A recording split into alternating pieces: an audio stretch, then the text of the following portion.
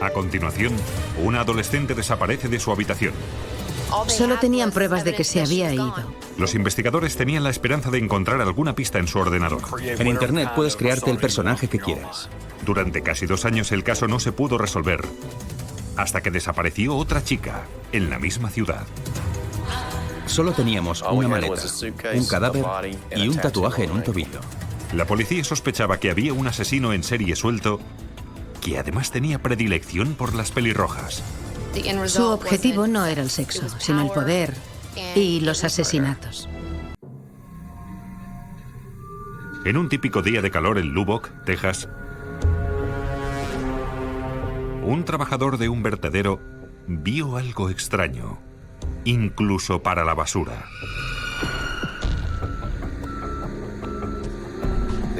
Aquel hombre vio que caía una maleta que parecía tener algo dentro.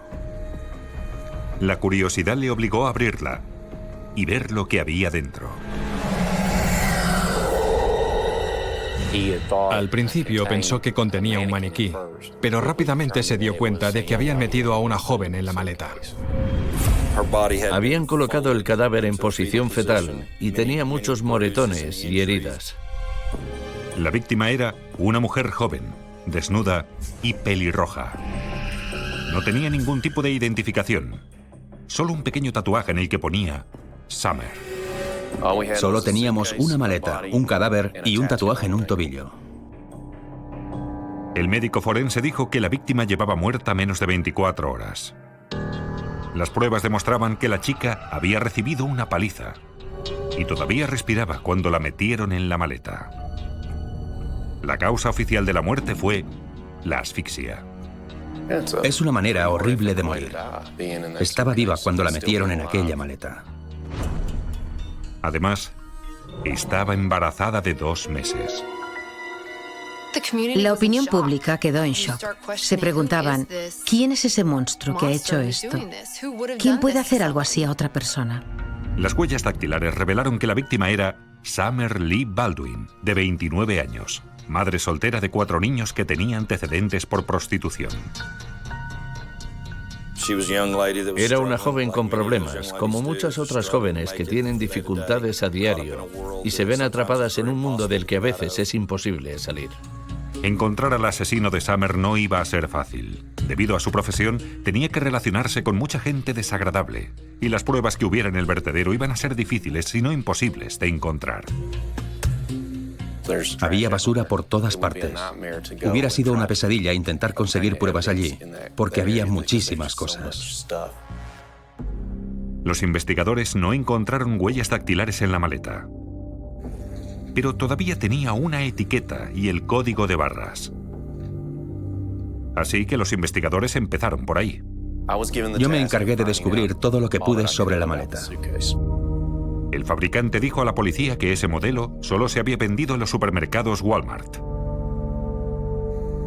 Fui a Walmart y encontré la maleta, la misma maleta, con el mismo código de producto. Y un dependiente del establecimiento me dijo que podían rastrear las compras introduciendo el código de producto en el sistema. Walmart tenía un sistema de rastreo muy sofisticado de los productos que habían vendido. Los investigadores descubrieron que se había vendido una maleta de aquellas el mismo día del asesinato de Summer a las 3 en punto de la madrugada. Además, el mismo cliente compró otra cosa. No es común que alguien compre una maleta a las 3:30 de la madrugada. Y encima si se tiene en cuenta que también compró unos guantes de látex. Resulta misterioso. Los investigadores vieron las grabaciones de las cámaras de seguridad y pudieron ver al sospechoso. La persona del vídeo parecía un hombre de origen hispano o un hombre blanco moreno de piel. Medía aproximadamente 1,80, fornido y parecía tener unos 20 años. Llegado a este punto, lo único que necesitaban los investigadores era encontrarle.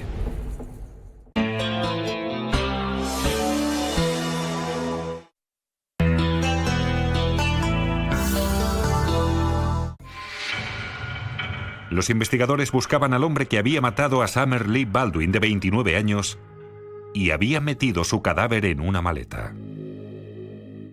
Las cámaras de vigilancia de un supermercado cercano mostraban a un hombre comprando una maleta idéntica a la del crimen unas horas antes de que se encontrara el cadáver en un vertedero. Gracias a las cámaras de seguridad, también se identificó el vehículo que conducía aquel individuo. Era una camioneta que parecía de color rojo. El hombre compró la maleta con la tarjeta de crédito. Descubrimos que Rosendo Rodríguez era el hombre que había utilizado la tarjeta de crédito.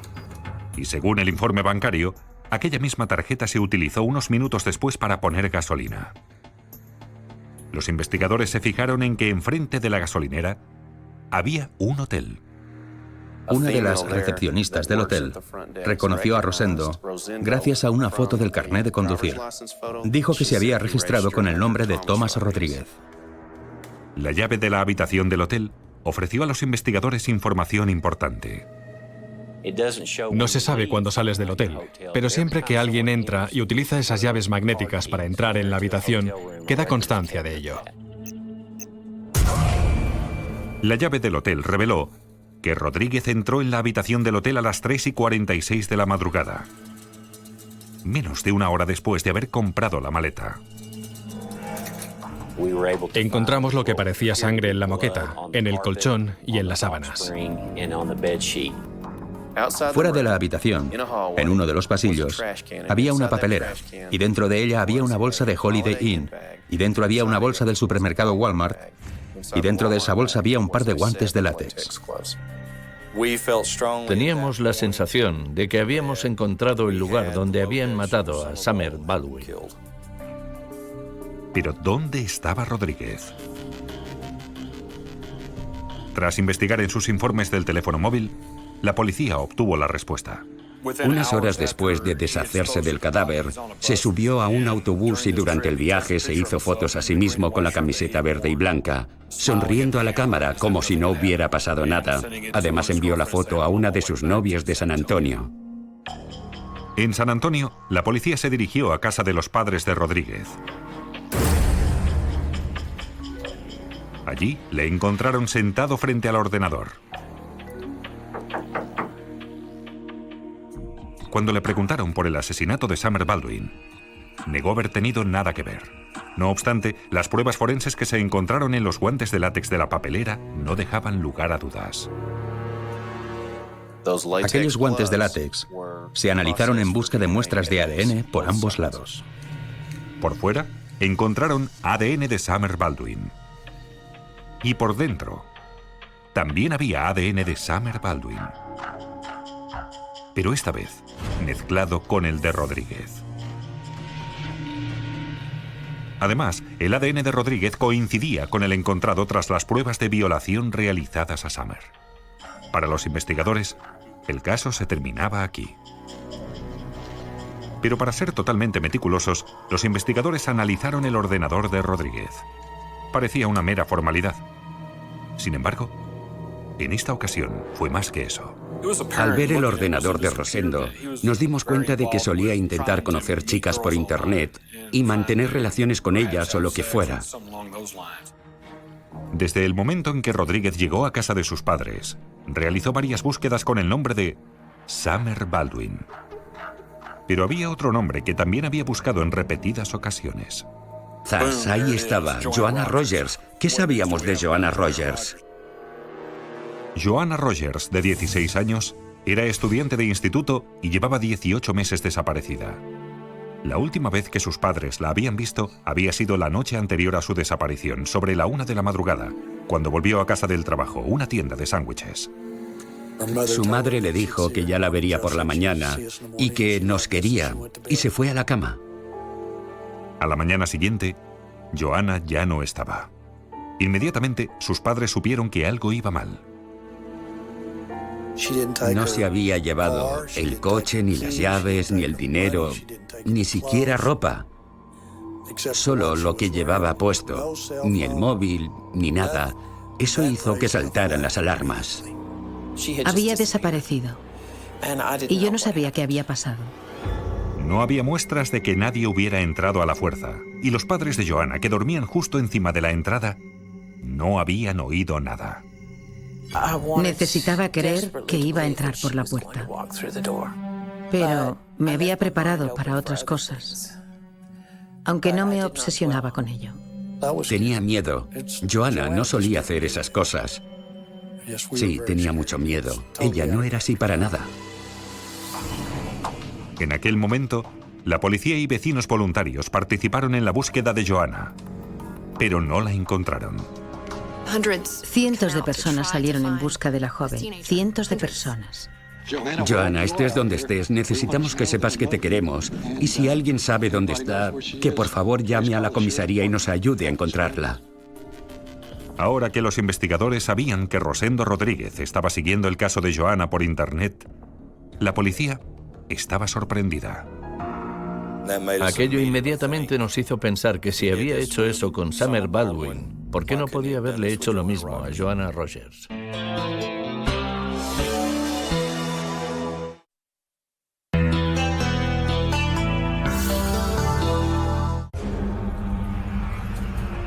Los investigadores estaban convencidos de que Rosendo Rodríguez había asesinado a Summer Baldwin en un hotel de Lubbock, Texas, antes de meter su cadáver en una maleta que después se encontró en un vertedero. Según la información encontrada en el ordenador de Rodríguez, los investigadores sospechaban que también podría haber estado involucrado en la desaparición de Joanna Rogers, una joven de 16 años que llevaba 18 meses desaparecida. Si habían encontrado a Summer en una maleta en un basurero, ¿estaría Joanna en otra maleta en el vertedero? Veía una y otra vez, noticia tras noticia, todo lo que se publicaba sobre Summer Baldwin y después sobre Joanna Rogers. Tenía mucho interés en esos dos casos en concreto. Intentaba averiguar si estaban recomponiendo las piezas del puzzle, y eso me dice dos cosas de Joanna. Una, que posiblemente estaba muerta, y dos, que seguramente la mató él. El ordenador de Rodríguez también reveló otra misteriosa coincidencia. Él había estado en contacto con Joanna antes de que desapareciera. Me dijeron que había mantenido conversaciones con Rosendo Rodríguez. Además, Joanna tenía un sorprendente parecido con Summer Baldwin. Es posible que buscara un mismo perfil, pelirrojas, delgadas y de una determinada edad. Estábamos empezando a pensar que podría ser un asesino en serie. Pero los investigadores necesitaban más pruebas. En el desglose de las llamadas del móvil de Joanna Rogers, no había llamadas salientes ni entrantes de Rodríguez. Aunque sí encontraron pruebas de que Rodríguez había llamado al fijo de la habitación de Joanna y que lo hizo la noche que desapareció. Pensamos que posiblemente la había llamado de camino a su casa y luego cuando ya estaba allí. Para la familia de Joanna, la sensación de que ella podía haber tenido el mismo fin que Summer Baldwin era algo que no podían afrontar. Era demasiado. Aquello nos superó. No sé cómo me sentí. Fue como una bofetada en el pecho. Si los dos casos estaban relacionados y el cuerpo de Joanna estaba en el vertedero de la ciudad, que tiene un área de 3 campos de fútbol americano, ¿cómo podían los investigadores encontrarla? Teníamos unos 5 millones de metros cuadrados de basura que se habían convertido en el escenario del crimen. No obstante, los investigadores se alegraron cuando se enteraron de que los empleados del basurero estaban mucho mejor organizados de lo que pensaban. Una de las cosas que me sorprendió fue que colocaban estratégicamente la basura. La sitúan en diferentes cuadrantes para así poder determinar a posteriori la zona en la que han echado la basura de un área determinada de la ciudad. Así que todo el personal voluntario buscó en el cuadrante donde se tiraban los desechos del barrio de Joanna. Pero incluso así, en la zona había desechos de hacía casi 2 años. Había casi 250.000 kilos de basura en la que buscar. Lo que recuerdo de cuando llegué allí es el olor que había. Había olores asquerosos. No es un sitio agradable. Puedes acercarte a tu cubo de basura, multiplicar el olor por 10.000 y así te podrías hacer una idea de lo mal que olía. Cientos de voluntarios participaron en la búsqueda. Para nosotros fue fantástico que toda esa gente quisiera hacer aquello por nuestra hija. Tras 12 semanas, Los investigadores tuvieron que considerar la posibilidad de no encontrar el cuerpo de Joanna y sopesar si merecía la pena que los voluntarios siguieran corriendo los riesgos que corrían. Estaba infestado de ratas y había muchos gérmenes entre la basura. Yo creo que la gente no entendía el sacrificio que aquello suponía, los riesgos a los que se enfrentaban y lo que aguantaron. Pero finalmente, tras meses de decepciones, al mover un montón de basura con una excavadora, se descubrió una maleta. Y dentro, encontraron el cadáver en descomposición de una joven pelirroja. Los análisis dentales confirmaron que se trataba de Joanna Rogers. Ahora la madre, al menos, podía enterrar a su hija cuando quisiera. Estoy muy contenta de que te hayan encontrado, cariño. Ojalá pudiéramos estar juntas, pero algún día lo estaremos. A pesar de que con esto se respondía una de las preguntas, todavía quedaba otra. ¿Podrían las pruebas forenses relacionar a Rosendo Rodríguez con el asesinato de Joanna?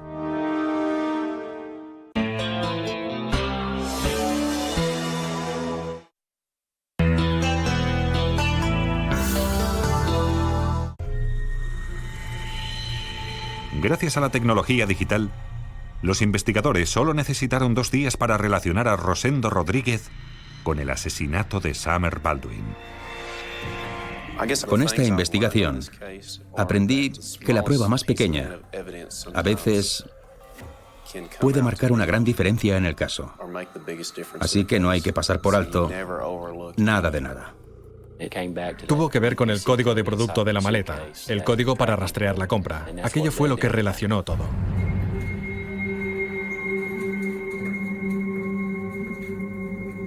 Basándose en las pruebas, los abogados de la acusación creen que Rodríguez recogió a Summer Baldwin y juntos fueron al Hotel Holiday Inn. Allí mantuvieron relaciones sexuales y en algún punto se pelearon y la cosa se puso violenta. El dinero que me vas a pagar.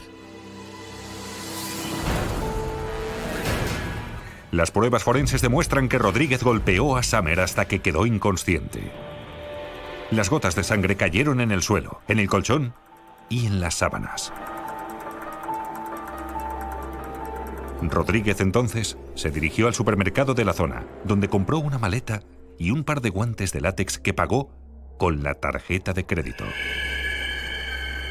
Luego, puso gasolina y, según la llave del hotel, volvió a la habitación a las 3:46 de la madrugada.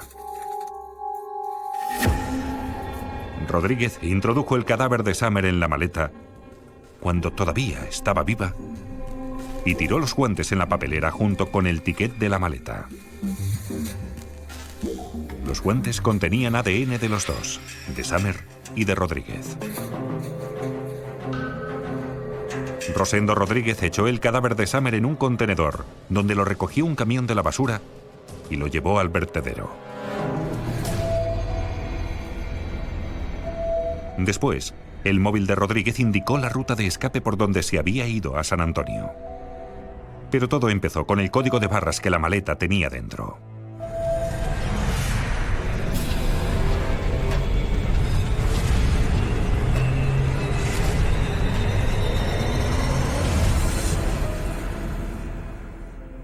Cuando detuvieron a Rodríguez por el asesinato de Summer, las pruebas encontradas en su ordenador le relacionaron con la desaparición de hacía 18 meses de Joanna Rogers. Los informáticos forenses descubrieron que se había estado comunicando vía internet con Joanna y que había llamado a su cuarto con el móvil sobre las 2 de la madrugada la noche en que desapareció.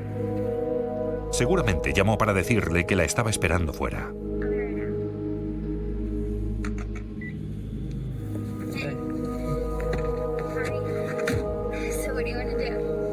Los abogados de la acusación creen que los jóvenes discutieron porque él quería mantener relaciones y ella no. Entonces la pelea adquirió un tinte violento.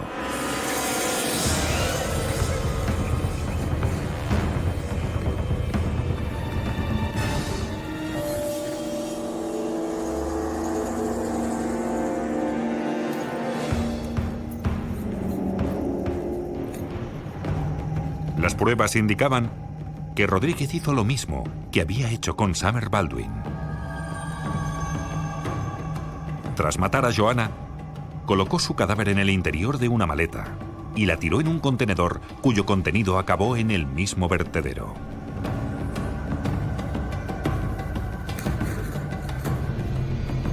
Por desgracia, no se pudieron recuperar muestras de ADN en la autopsia de Joanna Rogers. Debido al estado en que encontramos el cadáver, no pudimos obtener pruebas sobre las causas de la muerte. No obstante, el descubrimiento de los restos de Joanna fue un gran logro para todos los que habían participado en la búsqueda. La policía realizó un magnífico trabajo para conseguir el cadáver y celebrar el debido funeral. Eso es importante para la familia y yo creo que también lo es para ella y su recuerdo. Rosendo Rodríguez fue juzgado por el asesinato de Summer Lee Baldwin, el caso con mayor número de pruebas forenses. Fue condenado y sentenciado a pena de muerte. Este caso no se habría podido resolver sin las pruebas forenses. Las muestras de ADN, las muestras de sangre, las pruebas informáticas y la identificación de las maletas. Más tarde, Rodríguez confesó que había asesinado a Joanna Rogers, pero los abogados de la acusación no vieron la necesidad de llevarle a juicio debido a que ya le habían sentenciado a pena de muerte.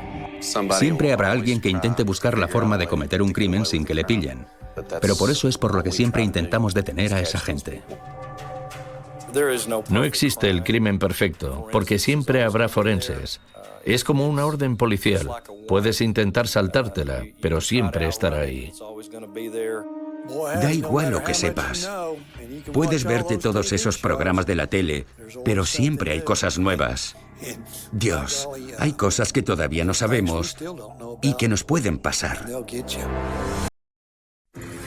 A continuación, desaparece una mujer y su familia cree que se ha ido de juerga. Michelle no se iba a ir dejando a los niños. Los investigadores descubrieron que algunos de sus amigos tenían un pasado oscuro. Lo condenaron por violación e intento de asesinato en Arizona. Pero sin cadáver, la policía no tenía pruebas contundentes, hasta que un sospechoso cometió un pequeño error. Llamaron diciendo que podían haber encontrado un cadáver o algo cerca de su finca, y él dijo que no era posible. Un momento, ¿qué quieres decir con que no es posible? Una fría mañana de septiembre, en el pequeño pueblo de Owego, al norte del estado de Nueva York, Cal Harris se despertó temprano, como de costumbre, para ayudar a sus dos hijos a prepararse para el colegio e ir al trabajo. Harris era propietario de varios importantes concesionarios de coches en el pueblo, pero aquella mañana descubrió que su mujer no había vuelto a casa la noche anterior después de su trabajo como camarera. No era algo muy sorprendente, ya que cada uno llevaba su vida y estaban preparando los papeles para el divorcio. Seguía en casa por los niños y dormía en el sofá del salón. Cal contó a la policía que Michelle, a veces, salía después del trabajo, aunque no solía pasar fuera toda la noche. Michelle iba a casa todas las noches para ver a los niños antes de que se fueran al colegio. Así que estábamos todos muy preocupados. Encontraron la furgoneta de Michelle a 800 metros de su casa, en una de las entradas de la inmensa finca en la que vivían. Las llaves todavía estaban puestas, pero nada de esto indicaba necesariamente que estuviera de juerga. Él pensó que ella había conocido a alguien a la entrada de la urbanización y se había ido a tomar una copa dejando la furgoneta allí y todavía no había vuelto. No encontramos sangre ni daños en el vehículo. La policía tampoco encontró nada sospechoso en la casa. Miramos donde quisimos y entramos en todas las habitaciones de la casa, pero no encontramos nada extraño. Los policías y sus perros, incluso los buzos de la policía, buscaron por toda la finca de 100 hectáreas que tenían los Harris. Aquello supuso más complicaciones de lo normal. Había gran número de pozos hechos, así que pensamos en usar una cámara subacuática para buscar en todos ellos, mientras realizábamos búsquedas organizadas por los bosques. Tenían helicópteros, buzos en el lago, pero nada de ropa. Ni sangre, ni huesos, ni nada. No encontraron literalmente ni rastro de ella fuera de la casa. La policía repasó todo lo que había hecho Michelle la noche anterior. Trabajaba en un restaurante de la zona y sus compañeros dijeron que se fue de allí a las 9 de la noche cuando terminó su turno. Pero no se fue sola. Salió con uno de los cocineros, Michael Hakes. Los investigadores policiales interrogaron al señor Hakes y les dijo que se había despedido de Michelle Harris aquella noche en el aparcamiento y que no había vuelto a verla. Las cámaras de seguridad del aparcamiento del restaurante no pudieron confirmarlo. Pero Hakes tenía una coartada. Dijo que se había ido directamente a casa de su novia.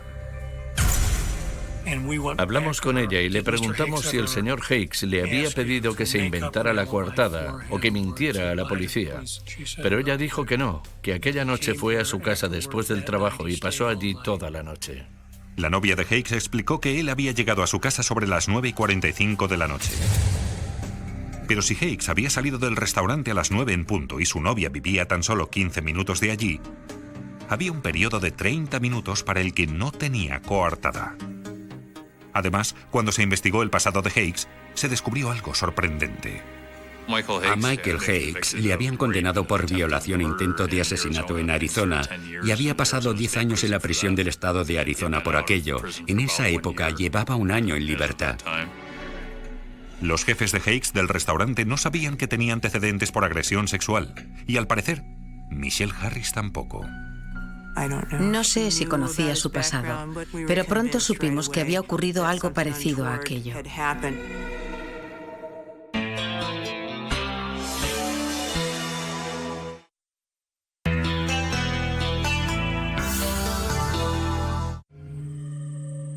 La policía del estado de Nueva York estaba desconcertada por la desaparición de Michelle Harris.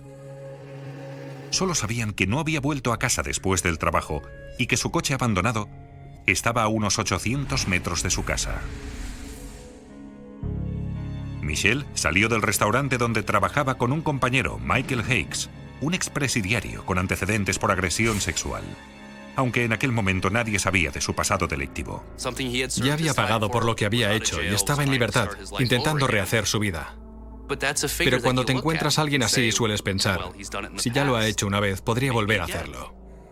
Cuando se analizó la furgoneta de Michelle, los criminalistas encontraron 2 tipos de huellas dactilares en la puerta del conductor. Aquello era de gran importancia para el caso. Las huellas no coincidían con las del compañero de trabajo de Michelle, Michael Hakes.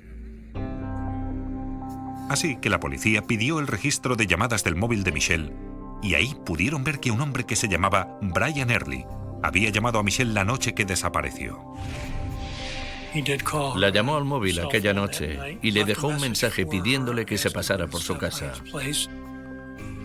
Brian Early y Michelle Harris llevaban viéndose un año. Él se había venido al norte del estado de Nueva York de Filadelfia para estar más cerca de ella. Ella le veía como un buen partido y los dos se querían mucho. De hecho, estaban avanzando en la relación paso a paso. Cuando la policía interrogó a Brian, admitió que había visto a Michelle la noche que había desaparecido, pero dijo que se había ido de su casa sobre las 11 de la noche. Dijo que la acompañó al coche, le dio un beso de despedida y ella se fue en su furgoneta. Esa fue la última vez que la vio. Y esa, según creemos, fue la última vez que se la vio con vida. Los analistas de huellas dactilares descubrieron que las huellas de Brian Early coincidían con las que se encontraron en la puerta del coche de Michelle. Pero Brian Early dijo que aquello era normal, porque se había apoyado en la puerta para darle un beso de despedida a Michelle e insistió en que eso había tenido lugar en el aparcamiento de su urbanización. A pesar de que se sabía que Brian había sido la última persona que supuestamente había visto a Michelle, la policía también tenía que considerar la posibilidad de que el casi ex marido de Michelle pudiera tener algo que ver. Michelle y Cal se estaban divorciando, y esto podía conllevar muchos gastos para él. Cal Harris tenía 6 concesionarios y le iban muy bien. Cal había realizado una oferta de acuerdo extrajudicial de $750,000 que ella no había aceptado. Y poco antes de la desaparición de Michelle, llegó una orden del juez solicitando una valoración independiente de los negocios de Cal. Solo la valoración ya podía costarle unos $30,000. Creo que cuando recibió la carta certificada de los $30.000 del contador público, se enfadó mucho. Nunca he oído a nadie que se esté divorciando, ni hombre ni mujer, a quien le guste dar dinero a la persona que se va. Eso nunca es agradable, independientemente de la situación que tengas. Cal Harris también tenía su historia propia. Y para sus vecinos, no era ningún secreto. Vimos el lado oscuro de aquel hombre. En sus relaciones anteriores había tenido problemas de violencia de género y comportamientos controladores. Así que la policía llamó a Cal Harris, al novio de Michelle, Brian Early, y al cocinero del restaurante, Michael Hakes, para realizarles la prueba del polígrafo. Pero uno de ellos se negó.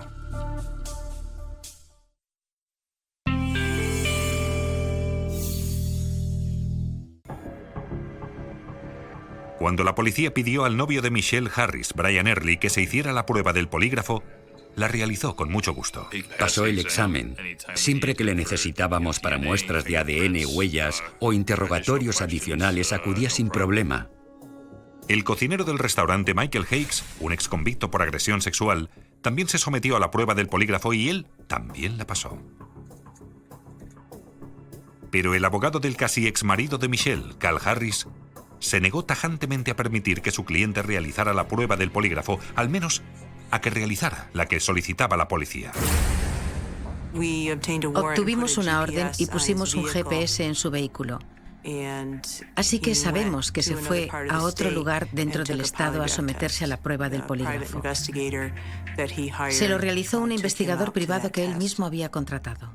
Entonces, Cal Harris dijo algo que levantó sospechas entre los investigadores. Fue algo que comentó sobre la furgoneta de Michelle. Dijo, tengo que devolverla al concesionario porque quiero que la retoquen y la limpien para volver a ponerla a la venta. En otras palabras, Cal pensaba vender la furgoneta de Michelle lo antes posible. Pero eso es... Espera, ¿en serio? La verdad es que no era normal.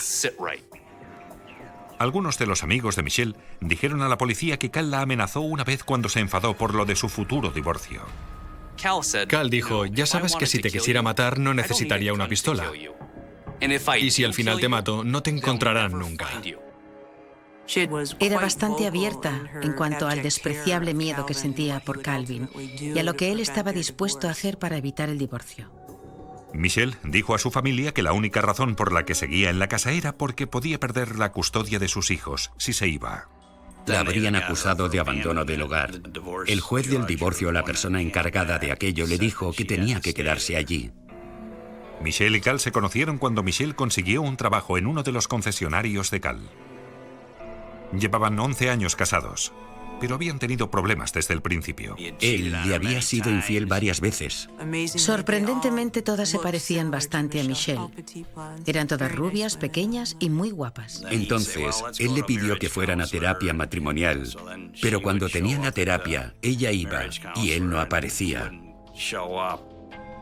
Los amigos dijeron que la necesidad que Cal tenía de controlar la relación era incontenible y el divorcio no cabía en sus planes. El 11 de septiembre, muchos aspectos de la vida de Cal estaban fuera de su alcance. No podía controlar a su mujer ni a los niños, y para una persona con su temperamento podemos imaginar que esto era inadmisible. Pero el 12 de septiembre todos esos aspectos volvían a estar bajo su control. Los investigadores habían realizado una búsqueda superficial en la casa el día que Michelle desapareció. Sin embargo, ahora, 3 días más tarde, enviaron a los analistas forenses. De nuevo, no había nada que pareciera inapropiado, hasta que entraron en la cocina y vieron lo que parecían pequeñas gotas de sangre en la pared. Las supuestas gotas de sangre que vi eran casi de 1 milímetro de tamaño. Y en uno de los embellecedores de la puerta había algunas con forma de U y tenían una zona limpia en el centro.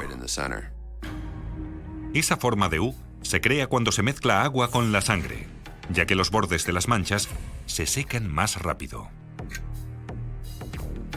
Aquello era un indicio de que podían haber limpiado. El tamaño de las manchas que no se habían limpiado era incluso más esclarecedor.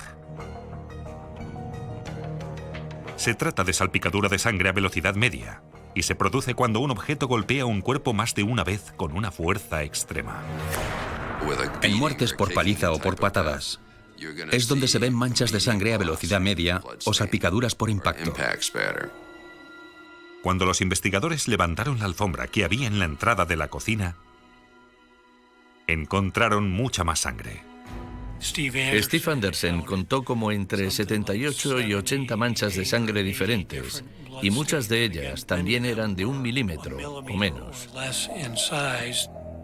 Eso indicaba que se había producido algún tipo de asalto en la zona de la cocina. No se descubrió el arma. Sin embargo, los investigadores encontraron más pruebas de la limpieza en el garaje. Había indicios de que se había fregado el suelo porque había restos de sangre en algunos de los bordes de la pintura descascarillada, pero en otros no. Las pruebas de ADN indicaron que la sangre pertenecía a Michelle.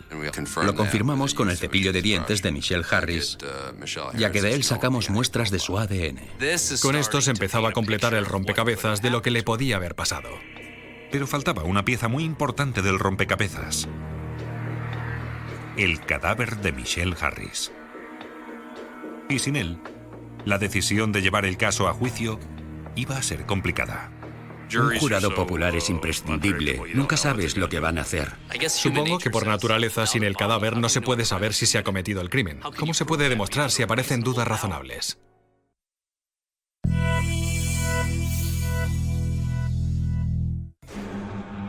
La prueba de las manchas de sangre indicaba que Michelle Harris había sufrido un ataque en su cocina, aunque también se encontró sangre de la víctima en el suelo del garaje. La cantidad era difícil de saber. No puedo ofrecer una cantidad exacta de la sangre que había allí originariamente. Nosotros solo vimos los restos. La única pregunta era: ¿dónde estaba el cuerpo? Su casi exmarido, Cal Harris, tenía un móvil ya que el inminente divorcio le iba a costar mucho dinero. Además, había realizado muchas declaraciones incriminatorias ante sus amigos. Estuvo en un picnic familiar después de que ella desapareciera y llamaron diciendo que podían haber encontrado un cadáver o algo cerca de su finca. Y él dijo que no era posible. Un momento. ¿Qué quieres decir con que no es posible? Mientras seguían buscando el cadáver de Michelle, Cal continuó con su vida. En unos días vendió la ropa de Michelle y siguió viendo a su novia. Le pidió a su novia que fuera a su casa el día del cumpleaños de Michelle, a finales de septiembre, y ella tenía miedo de que Michelle volviera a casa, pero él le dijo: no te preocupes, no va a volver. Los investigadores no encontraron sangre en ninguno de los vehículos familiares. Curiosamente, Cal había lavado su camioneta en el concesionario el día que Michelle había desaparecido. No obstante, si Cal era el asesino, ¿cómo había sacado el cuerpo de Michelle de la casa? Pudo meterla en una bolsa de basura o envolverla en una sábana. No lo sabemos. A pesar de que los abogados de la acusación solicitaron la detención de Cal Harris y le acusaron del asesinato de Michelle, esperaron varios años para llevarle ante los tribunales. Tenían miedo de que la defensa arguyera que Michelle seguía viva.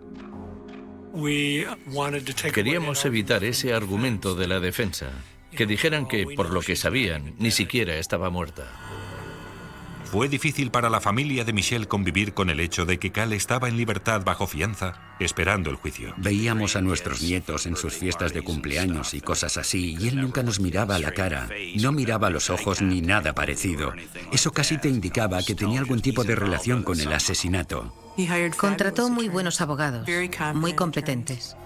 Yo solo pensaba, espero que tengas pruebas suficientes, porque está claro que a él le defenderá el mejor bufete de abogados. A pesar de la falta de pruebas, había un hecho irrefutable. Cal era la única persona que tenía algo que ganar con la muerte de Michelle. Incluso sin el cuerpo, los abogados de la acusación estaban convencidos de que las salpicaduras de sangre de Michelle podían ser la prueba de que había sido asesinada. Aunque no era el caso más claro del mundo, merecía un juicio y se lo debíamos a ella y a su familia. Los abogados de la acusación creen que Cal estaba en la cocina cuando oyó la furgoneta de Michelle entrar en el garaje. Posiblemente estaba enfadado porque el juez que llevaba el divorcio había solicitado una valoración independiente de sus negocios que le iba a costar $30.000. Cuando Michelle entró en casa, Cal la atacó.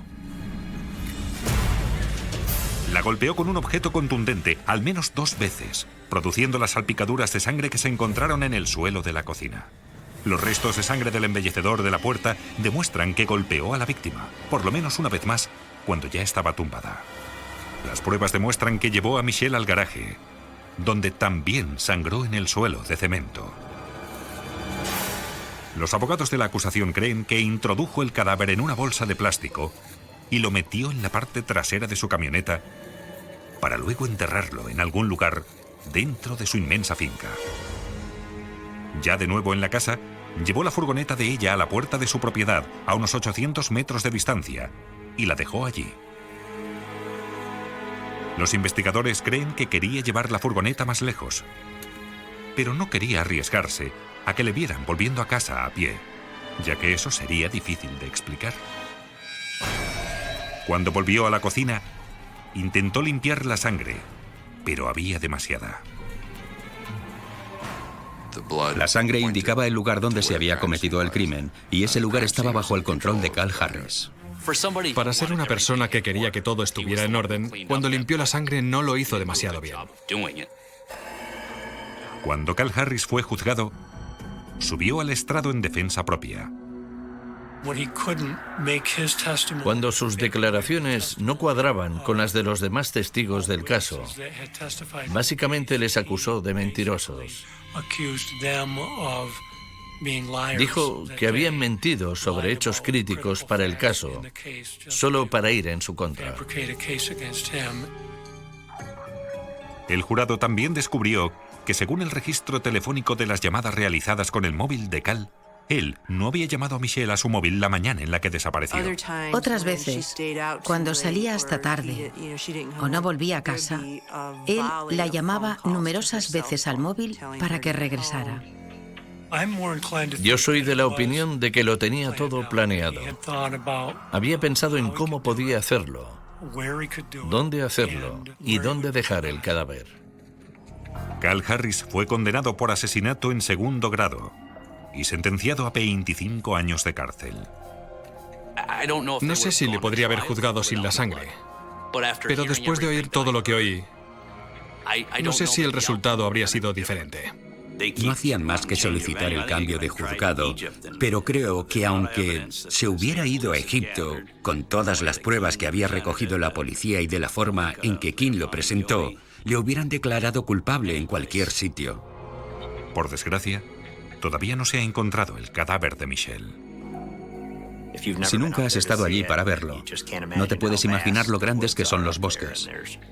Hay caminos de arena y sendas, y no tienes ni por qué salir a la carretera. No hace falta que pases por delante de ninguna casa. Solo hay árboles y caminos de arena. Yo creo que está por allí en algún sitio. Siempre la buscaremos. Seguimos recibiendo teletipos. Las muestras de ADN y los informes dentales de Michelle están en las bases de datos internacionales. La gente nos sigue llamando con pistas y teorías y hablamos con todo el mundo. Hasta los psiquiatras nos siguen llamando con ideas. Así que la policía estatal nunca dejará de buscar a Michelle Harris. La noche no quiero de golpe. Se deslizo lentamente sobre el pequeño vecindario como una sombra paciente, envolviendo cada casa, cada calle, cada ventana mal cerrada. Las luces amarillentas de los postes parpadeaban como si dudaran entre mantenerse vivas o renderse ante la oscuridad. Y en medio de ese silencio enganoso, don todo parecía en calma, algo había comenzado a romperse. No fue un grito lo primero que llamó la atención. Fue el perro. Un ladrido seco, repetitivo, insistente. No el típico aviso territorial, sino uno cargado de inquietud, como si el animal estuviera tratando de advertir algo que los humanos aún no podían comprender. La vecina del número 17, envuelta en una bata vieja, se asomó apenas por la cortina. Miró la calle, Nada. Solo el viento moviendo bolsas plásticas contra la vereda. Pero el perro no deja de ladrar. A unas casas de distancia, una puerta estaba entreabierta. No completamente. Apenas unos centímetros. Lo suficient para que el air entrara y saliera, lo suficient para que la oscuridad del interior pareciera más profunda que la de afuera. Nadie lo había notado aún. Nadie, excepto el perro. Dentro de esa casa, el tiempo parecía detenido. El reloj de pared seguía marcando los segundos con una precisión cruel, cada tic como un recordatorio de que algo irreversible había ocurrido. Había una taza queda en el suelo, el líquido derramado formando una mancha irregular que se extendía lentamente por las baldosas. Una silla desplazada. Un silencio espeso, incómodo, antinatural. Y luego el olea. Es olea metálico que no debería estar ahí. Es que no pertenece a ninguna cocina, a ningún hogar. Es que anuncia lo que nadie quiere encontrar. Pero nadie había entrado aún. Nadie había visto. A varios kilómetros de AHI, en una comisaría que apenas sobrevivía entre papeles acumulados y tazas de café olvidadas, un teléfono sonó. No con urgencia. No con dramatismo. Solo un sonido más en la retina de la noche. Uno de tantos. El oficial que respondió no sabía que esa llamada iba a cuidarse con el durante años. La voz al otro lado no gritaba. No lloraba. Era una voz contenida, tensa, como si las palabras estuvieran siendo empujadas con esfuerzo. Una phrase. Luego otra. Pausas largas. Respiration irregular. Algo no estaba bien. Y cuando finalmente lograron entender la dirección, el nombre, la situación, hubo un silencio breve en la sala. No porque no supieran que hacer. Sino porque, en ese instant, todos sintieron lo mismo, esa intuición incómoda que precede lo peor. El trayecto hasta la casa fue corto. Demasiado corto. Las luces del vehículo policial cortaban la oscuridad en ráfagas intermitentes, iluminando fachadas, árboles, rejas oxidadas. Todo parecía normal. Demasiado normal. Como si el mundo no se hubiera enterado aún de lo que estaba a punto de revelarse. El perro seguía ladrando cuando llegaron. Uno de los oficiales bajó primero. Miró alrededor. Silencio. Solo el eco de los ladridos y el sonido lejano de una televisión encendida en alguna casa vecina. Se acercó a la puerta entreabierta. Dudó un segundo. No por miedo, sino por experiencia. Hay puertas que, una vez cruzadas, cambian todo. Empujó lentamente. El sonido de la madera al moverse fue casi imperceptible, pero suficiente para romper la última barrera entre lo cotidiano y lo irreversible. El air dentro era distinto. Más pesado. Más denso. Y entonces lo vio. No de inmediato. No completamente. Primero, la sombra. Luego, la forma. Y finalmente, la realidad. El cuerpo estaba allí, inmóvil, como si hubiera sido abandonado por el tiempo. No había dramatismo en la escena. No había música, ni gritos, ni movimiento. Solo una quietud brutal que lo deja todo. El oficial no habló. No podía.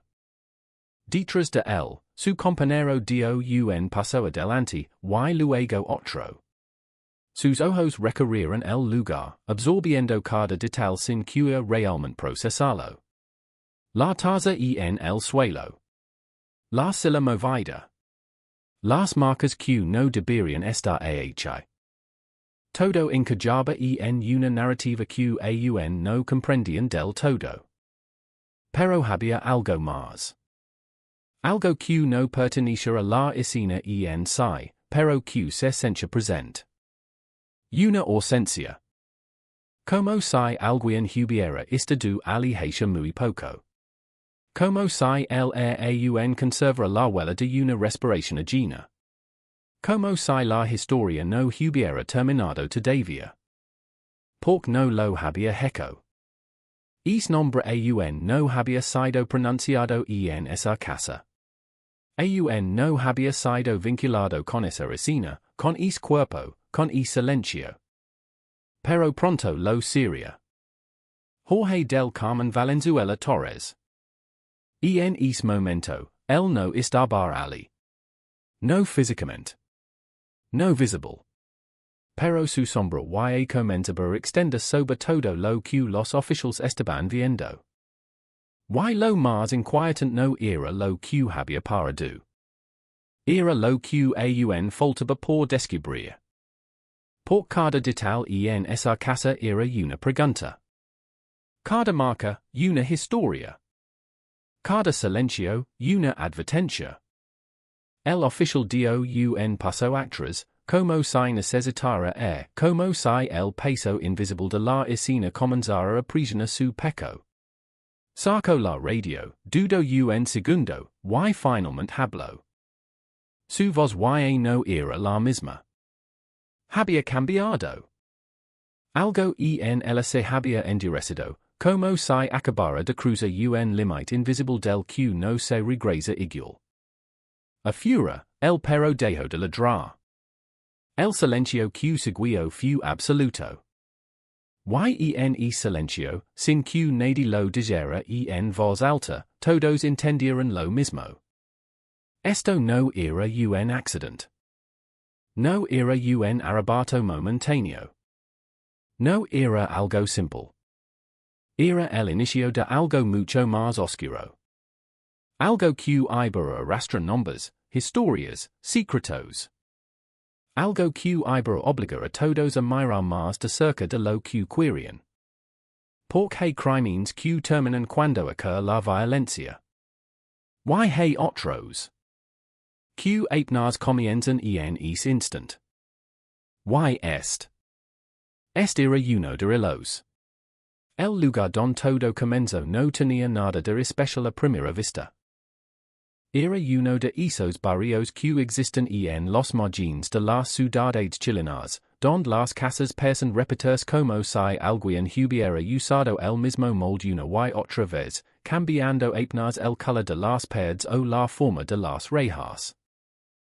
Durante el día, la vida transcurría con una rutina casi predecible, vecinos barriendo la vereda, niños jugando con una pelota gastada, radios encendidas des temprano transmitiendo noticias que pocos escuchaban con atención.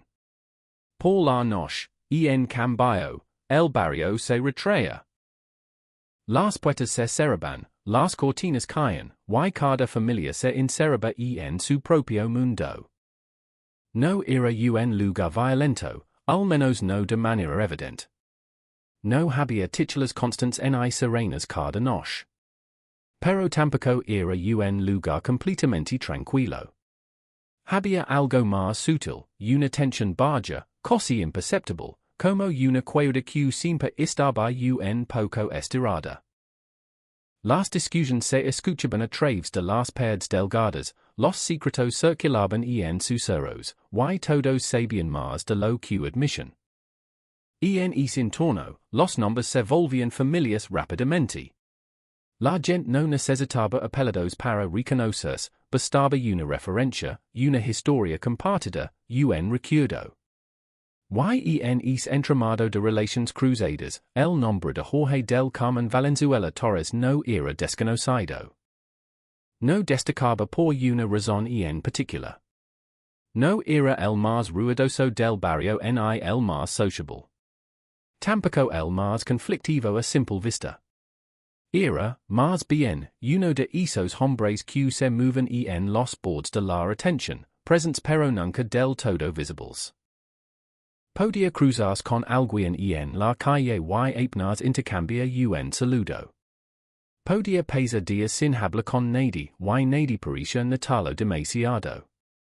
Pero queens lo conocen un poco más sabían que había algo en el que no encajaba del todo. No era una característica concreta. Era una sensación. Una forma de mirar, tal vez.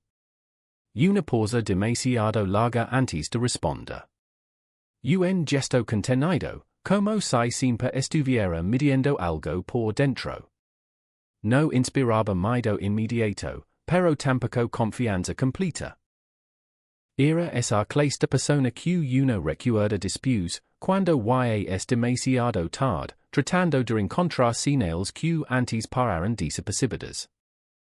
El barrio tenía memoria, aunque veces fingiera lo contrario. Recordaba discusiones antiguas, conflictos no resueltos, relations que se habían deteriorado con el tiempo. Recordaba quien había llegado primero, quien se había ido sin despedirse, quien había cambiado. En es mapa invisible de historias, Jorge ocupaba un lugar ambiguo. Había quienes lo describían como tranquilo, reservado, incluso correcto. Otros, en cambio, hablaban de episodios de tensión, de momentos en los que su carácter parecía quebrar por segundos, dejando ver algo más oscuro debajo. Nada que pudiera denunciarse formalmente. Nada que incendiara alarmas oficiales. Pero suficiente para sembrar una incomodidad que crece lentamente. Las calles don vivir eran estrechas, con veredas irregulares y postes de luz que no siempre funcionaban. Durante el invierno, la humedad se metía en las casas y en los usos. Durante el verano, el calor hacía que el aire se volviera pesado, cargado de polvo y de olores que se mezclaban sin permiso. Era un lugar donde las estaciones se sentían con intensidad, donde cada cambio de clima parecía arrastrar también cambios en el ánimo de las personas. En una de esas casas, no muy diferente a las demás, se desarrollaban escenas cotidianas que nadie hubiera considerado relevantes. Una televisión encendida hasta tarde. Una puerta que se cerraba con más fuerza de lo habitual. Pasos que iban y venían en la madrugada. Detalles pequeños, fragmentos de vida que, aislados, no significaban nada. Pero juntos, con el tiempo, comenzaban a formar una imagen más compleja. El entorno social tampoco era ajeno a las prisiones. El trabajo no siempre era estable, el dinero no siempre alcanzaba, y las frustraciones encontraban distintas formas de manifestarse. Algunas se transformaban en silencios prolongados. Otras en discusiones que escalaban más de lo esperado. En ese contexto, las relaciones personales podían volverse frágiles, tensas, impredecibles. No era raro que los conflictos se mantuvieran ocultos durante mucho tiempo. Que las sonrisas en la calle no coincidieran con lo que ocurría detrás de las puertas cerradas. Que las historias reales se contaran solo en fragmentos, entre vecinos de confianza, en conversaciones rápidas, casi conspirativas. Sin que nadie lo señalara directamente, el escenario estaba preparado. No hubo un momento exacto en el que todo cambiara. No hubo una señal clara que anunciara lo que estaba por venir.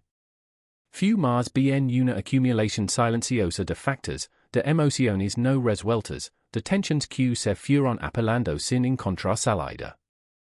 El barrio siguió funcionando como siempre. Los niños seguirán jugando. Los adultos seguirán trabajando. Las noches seguirán cayendo con la misma rutina. Pero debajo de esa normalidad, algo se estaba gestando. Algo que no se veía desde fuera.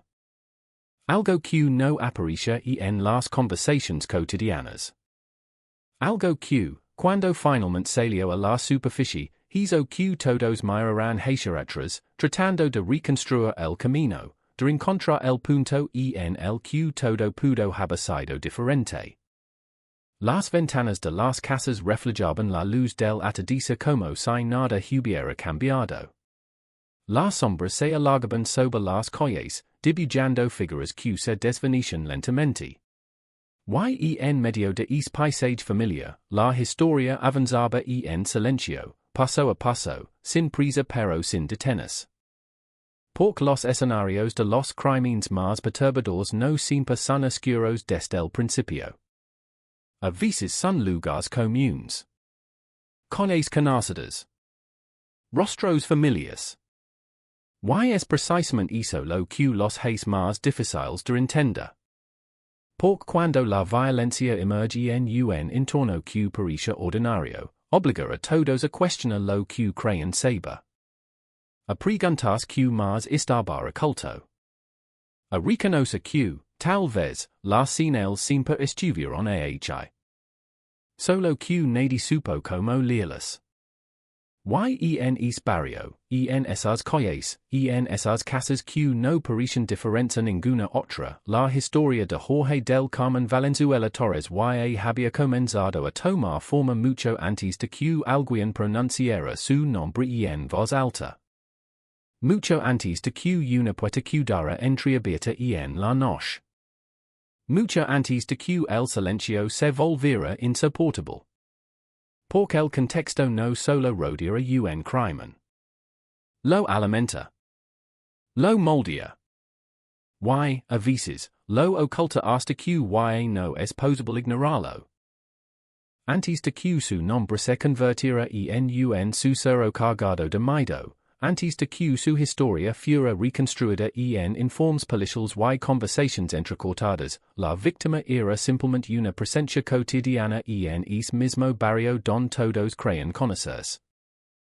No era una figura lejana ni desconocida. Era alguien que ocupaba un espacio real, visible, dentro de la vida diaria de quienes caminaban por esas calles.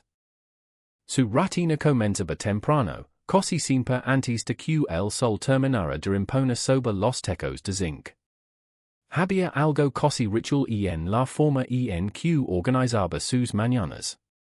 Abría las ventanas, dejaba entrar el aire frío, incluso en invierno. Preparaba café con movimientos precisos, como si cada gesto tuviera que seguir un orden exacto. No era prisa lo que la movía, sino costumbre.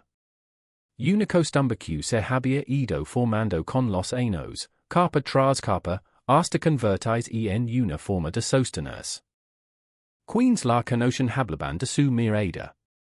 No porque fuera particularmente intensa, sino porque parecía contina más de lo que mostraba. Había en sus ojos una mezcla difícil de definir, cansancio, sí, pero también determinación. Como alguien que ha aprendido a seguir adelante sin hacer demasiado ruido, sin pedir demasiado, sin esperar demasiado. No llevaba una vida perfecta. Nadie en ese barrio lo hacía. Pero había logrado construir cierta estabilidad dentro de las limitaciones que la rodeaban. Tenía un trabajo que, aunque no era el mejor, le permitía mantenerse. Tenía relaciones, algunas más cercanas que otras, que le daban una sensación de pertenencia. Sobre todo, tenía una forma de estar en el mundo que no paraba desapercibida para quien sabían mirar. No era de las personas que dominaban una conversación. Más bien escuchaba. Esencia. Intervenía solo cuando era necesario. Pero cuando hablaba, lo hacía con claridad. Sin rodeos. Sin adornos innecesarios. Eso, en un entorno donde muchas cosas se dejan a medias, tenía un peso particular. Había días en los que se la veía caminar por la calle con una bolsa de compras, saludando con un gesto leve a los vecinos. Otros días, paraba más rápido, como si tuviera la mente ocupada en algo que no quería compartir. Nadie la preguntaba demasiado.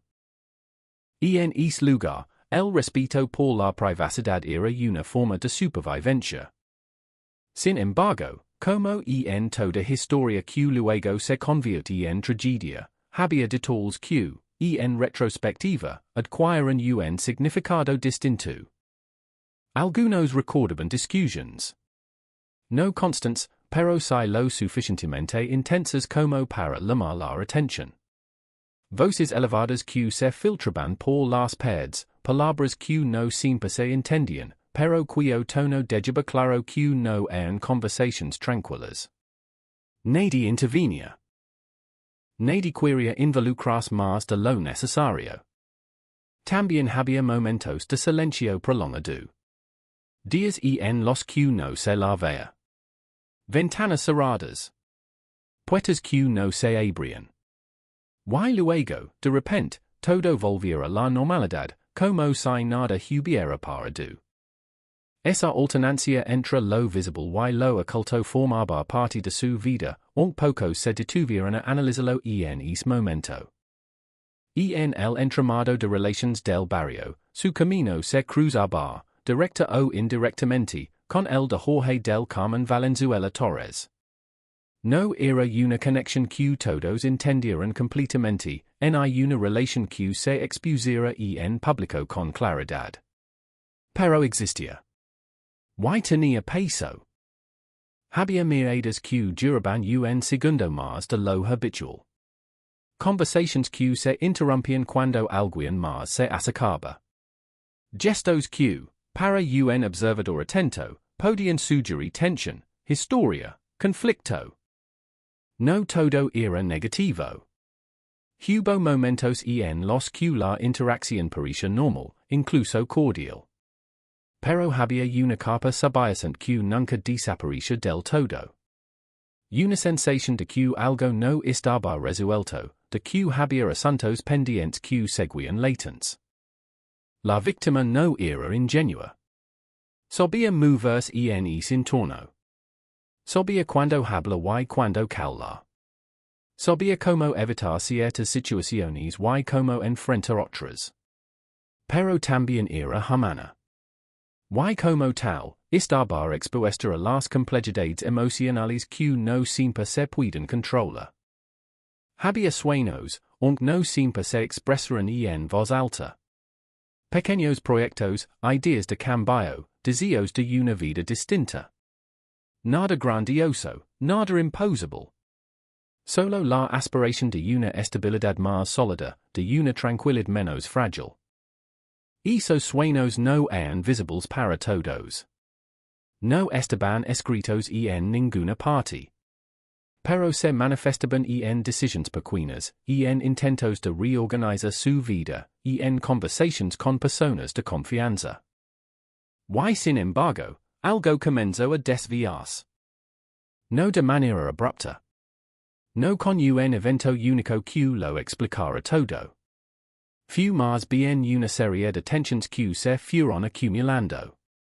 Cambios en el comportamiento. Respuestas más cortas. Miradas que evitaban encontrarse. Quienes estaban cerca lo notaron, aunque no siempre supieron cómo interpretarlo. Algunos pensaron que era solo una fase, un momento difícil que eventualmente pasaría. Otros intuyeron que había algo más profundo, pero no tenían las herramientas ni la información para comprenderlo completamente. El tiempo siguió avanzando, como siempre lo hace, indiferente a lo que ocurre en su interior. Y en medio de ese avance silencioso, la vida de la víctima continuó, aparentemente igual, pero con gritos que comenzaban a hacerse más visibles para quienes sabían dónde mirar. La casa donde vivía no era grande, pero tenía lo necesario. Cada objeto tenía su lugar, cada espacio estaba organizado de una manera que reflejaba su personalidad. No había lujo, pero sí cuidado. No había exceso, pero tampoco abandono. Ese espacio, que durante tanto tiempo había sido un refugio, comenzaba a transformarse sin que ella lo eligiera del todo. Las perdes q antes continian rutinas, ahora empezaban a guardar tensions. El q antes era familia, comenzaba a volverse pasado en ciertos momentos. Y aunque desta fura todo seguía pareciendo normal, por dentro algo estaba cambiando. La historia de la víctima no es solo la historia de lo que le ocurrió. Es la historia de lo que fue antes. De quién era. De cómo vivía. De qué sentía. Porque entender eso no cambia el final. Pero si cambia la forma en que lo vimos. La convierte en algo más que un nombre en un expedient. La devuelve, si por un momento, al lugar que le corresponde. El de una vida completa, completa, real. Una vida que, sin saberlo, se acercaba cada vez más a un punto de no retorno. Un punto don todo lo que había construido, todo lo que había intentado sostener, iba a enfrentarse con una realidad que no daba espacio para segundas oportunidades. En es cruz inevitable, donde las historias se encuentran de la peor manera posible, el nombre de Jorge del Carmen Valenzuela Torres dejaría de ser solo una presencia difusa en el barrio para convertirse en algo mucho más definitivo. Pero en ese momento, todavía no. En ese momento, la víctima seguía siendo simplemente eso. Una persona viviendo su vida. Sin saber que el tiempo que le quedaba era limitado. Sin saber que cada rutina, cada gesto, cada día aparentemente normal, estaba a punto de adquirir un significado completamente distinto. Porque hay historias que solo se comprenden cuando han terminado. Esta. Apenas comenzaba a mostrar su verdadero rostro. La noche en que todo ocurrió no tenía nada de extraordinario en su inicio. Era una de tantas noches en ese barrio donde el tiempo parecía avanzar sin sobresaltos visibles. Las luces dentro de las casas se encendían una a una, como pequeñas islas en medio de la oscuridad creciente. Algunas ventanas dejaban escapar fragmentos de conversations, el murmullo de un televisor, el sonido de platos siendo lavados. Afuera, el aire era fresco, cargado con ese silencio que no incomoda, sino que acompaña. Dentro de la casa, la rutina también parecía seguir su curso habitual. Los objetos estaban en su lugar, el espacio conservaba ese orden discreto que hablaba de alguien que necesitaba mantener cierto control sobre su entorno. No había señales evidentes de lo que estaba por suceder. Nada que, a simple vista, pudiera anticipar el quieba. Pero las historias no siempre anuncian sus giros. A veces, comienzan con una conversación. No una conversación cualquiera. Una de esas que empieza en un tono bajo, casi contenido, como si ambas partes intentan mantener la calma. Las palabras iniciales no eran necesariamente agresivas. Podían haber sido preguntas, reclamos, intentos de aclarar algo que llevaba tiempo acumulándose. Pero había algo en el ambiente que estaba cargado, como si el mismo supiera que ese intercambio no iba a terminar bien. La distancia entre dos personas en una habitación puede medirse de muchas formas. No solo en metros, sino en silencios, en miradas, en gestos. Esa noche, esa distancia no era estable. Se acortaba y se tensaba con cada frase, con cada respuesta que no satisfacía, con cada pausa que se hacía demasiado larga. No era la primera vez que se enfrentaban a este tipo de tensión. Había antecedentes, momentos anteriores donde las emociones habían rozado el límite. Pero algo era distinto esa vez. Algo había cambiado en la forma en que se miraban, en la manera en que sostenían la conversación. El nombre de Jorge del Carmen Valenzuela Torres y estaba presente en ese espacio. No como una sombra lejana, sino como una figura concreta, con una respiración, con un cuerpo, con una mente que procesaba cada palabra de una forma que nadie más podía ver completamente. Hay momentos en los que una discusión deja de ser solo un intercambio de ideas y se convierte en una confrontación emocional. Donde no se trata de entender, sino de imponerse, de defender algo más profundo que las palabras mismas. Es punto es difícil de identificar desde fuera, pero quienes lo viven lo sienten con claridad. La temperatura de la habitación parece cambia, no por el clima, sino por la intensidad de lo que se estaba desarrollando. Los movimientos se volvieron más abruptos. Las manos comenzaron a acompañar las palabras, no de forma violenta al principio, pero sí con una energía que no estaba ahí antes. Y luego, es instant. Es momento que, en muchas historias, marca la diferencia entre lo que pudo haber sido y lo que finalmente fue. No hay una señal universal que lo identifique. No hay un sonido específico, hay una palabra exacta. Es más bien una acumulación que alcanza su punto máximo. Una línea invisible que se cruza sin que haya posibilidad de retroceder. La víctima, que hasta ese momento había mantenido cierta firmeza, se encontró frente a una reacción que no correspondía a lo que estaba ocurriendo en la superficie. Había algo más detrás. Algo que no se estaba diciendo, pero que se manifestaba en la forma en que el cuerpo de la otra persona se tensaba, en la rigidez de sus movimientos, en la mirada que dejaba de enfocarse en el presente para perderse en algo más interno. El espacio, que antes era compartido, comenzó a sentirse reducido. La proximidad dejó de ser neutral. Cada paso, cada gesto, adquiría un peso distinto. Y entonces, sin aviso claro, la situación se transformó. No fue un movimiento elegante ni calculado. Fue abrupto, desordenado, cargado de una energía que no parecía tener dirección clara, pero sí una intensidad innegable.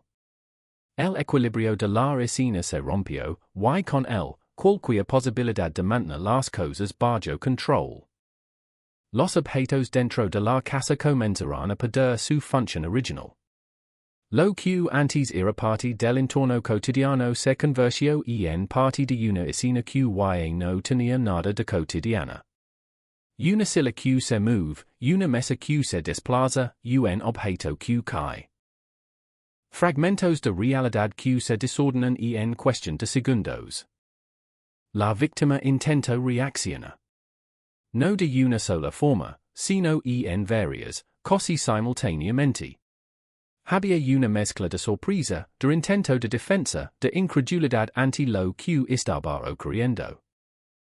Porque incluso en medio del peligro, hay una parte de la mente que se resiste a aceptar que lo que está pasando es real. Pero la realidad no se detuvo. La violencia no siempre es constante en su forma. Puede ser caótica, irregular, marcada por impulsos más que por una secuencia lógica. Y en ese caos, los segundos se distorsionan. Lo que dura poco puede sentirse eterno. Lo que ocurre rápido puede durar huellas profundas. El cuerpo humano tiene límites. Límites físicos, emocionales, psicológicos. Y cuando esos límites son sobrepasados, las consecuencias no son reversibles. Y en algún punto de esa secuencia, la resistencia disminuyó. No de manera voluntaria, sino porque el cuerpo no podía sostener la intensidad de lo que estaba ocurriendo. El movimiento se ralentizó. La energía que había llenado la habitación comenzó a disiparse, pero no porque la situación se resolviera, sino porque había alcanzado un punto final. El silencio que siguió no fue inmediato. Primero hubo respiraciones agitadas. Movimientos mínimos. Ajustes involuntarios del cuerpo. Como si la escena necesitara unos segundos para reconocer que había cambiado de estado. Y luego si. El silencio.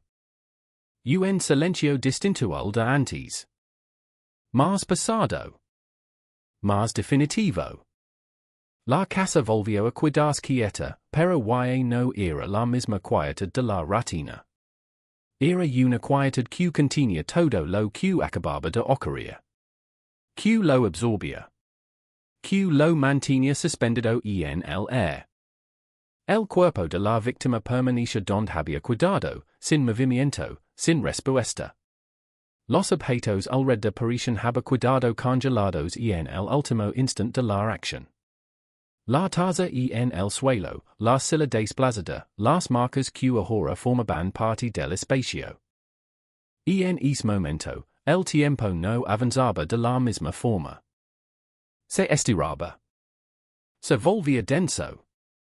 Como si incluso el entorno necesitara procesar lo sucedido.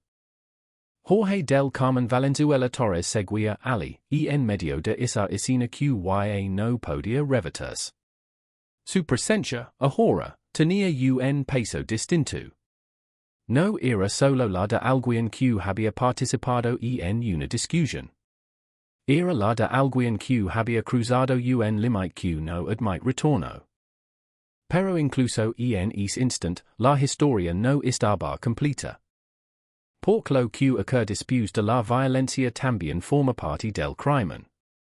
Las decisiones que se toman en esos minutos, las acciones que siguen, los silencios que se eligen, todo contribuye a lo que vendrá. La noche fuera continuaba su curso. Las otras casas seguían con sus rutinas. Nadie sabía exactamente lo que acababa de pasar en ese interior.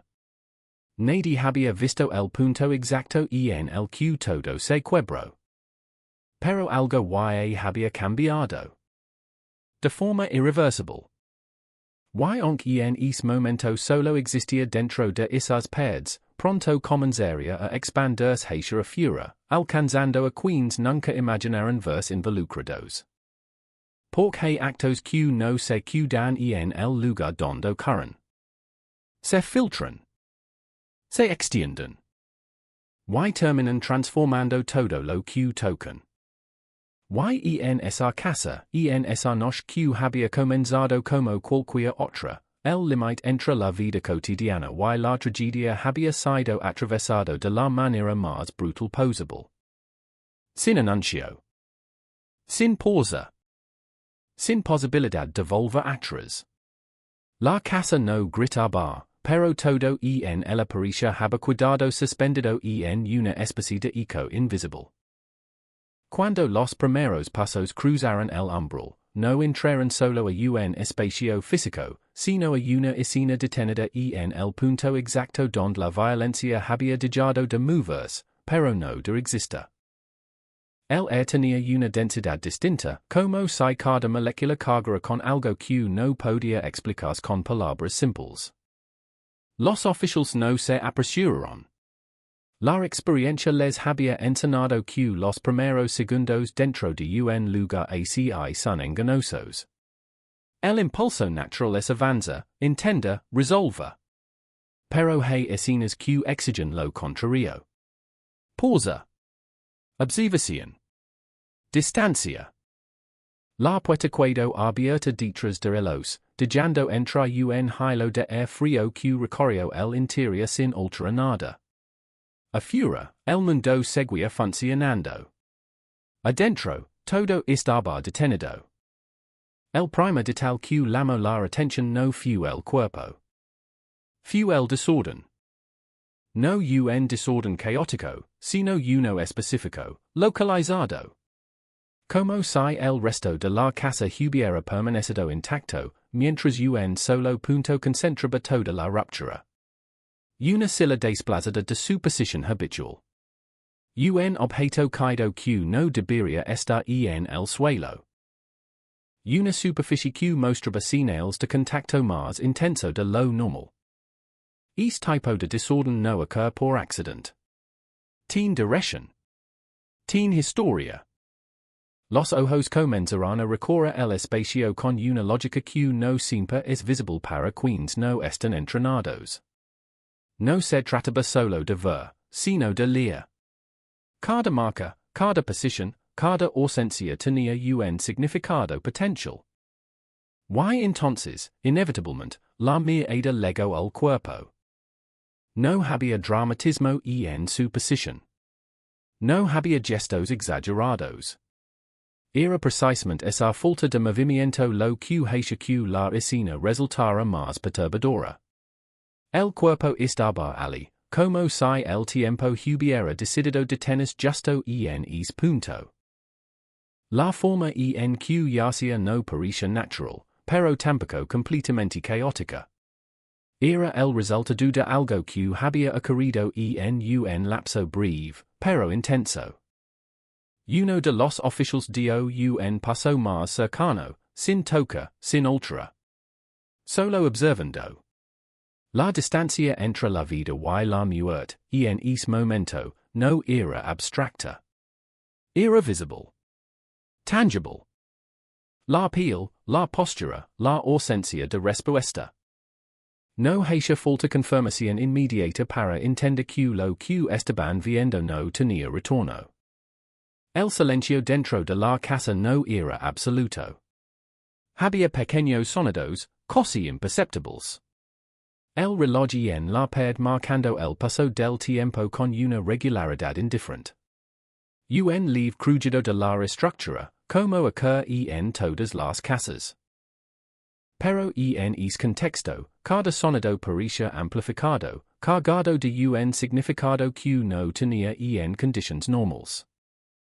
La escena no presentaba signos de entrada forzada. Las ventanas estaban cerradas desde dentro.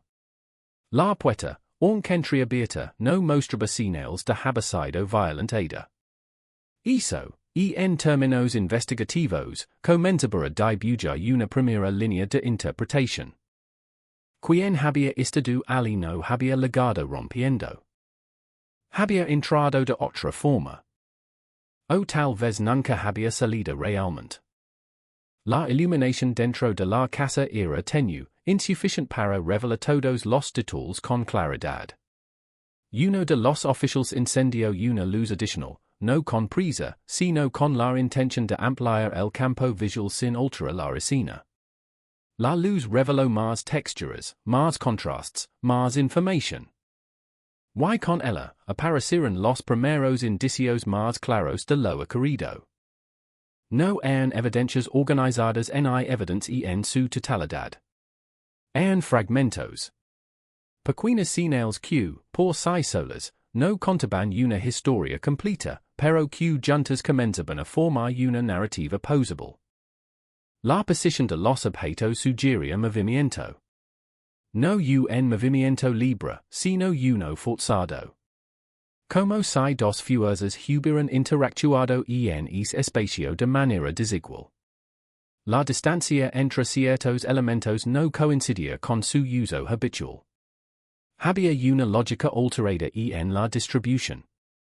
El cuerpo mismo ofrecía pistas, aunque en ese momento no fueron interpretadas en su totalidad. La forma en que estaba ubicado, la orientación, la relación con el entorno inmediato. Todo eso sería analizado con mayor detalle más adelante, pero incluso en ese primer contacto, y hablaba. No había señales evidentes de intervención externa reciente. No había múltiples huellas visibles, en objetos que indican la presencia de varias personas. Todo parecía concentrarse en una interacción específica, localizada, intensa. La casa, en ese sentido, no era solo el escenario. Era también un testigo. Un testigo silencioso, pero preciso. Cada pared, cada superficie, cada objeto había registrado algo. No de forma consciente, pero sí física. Y esa information, aunque fragmentada, estaba disponible para quien supiera buscarla. Uno de los oficiales se dirigió hacia otra habitación. No por intuición, sino por protocolo.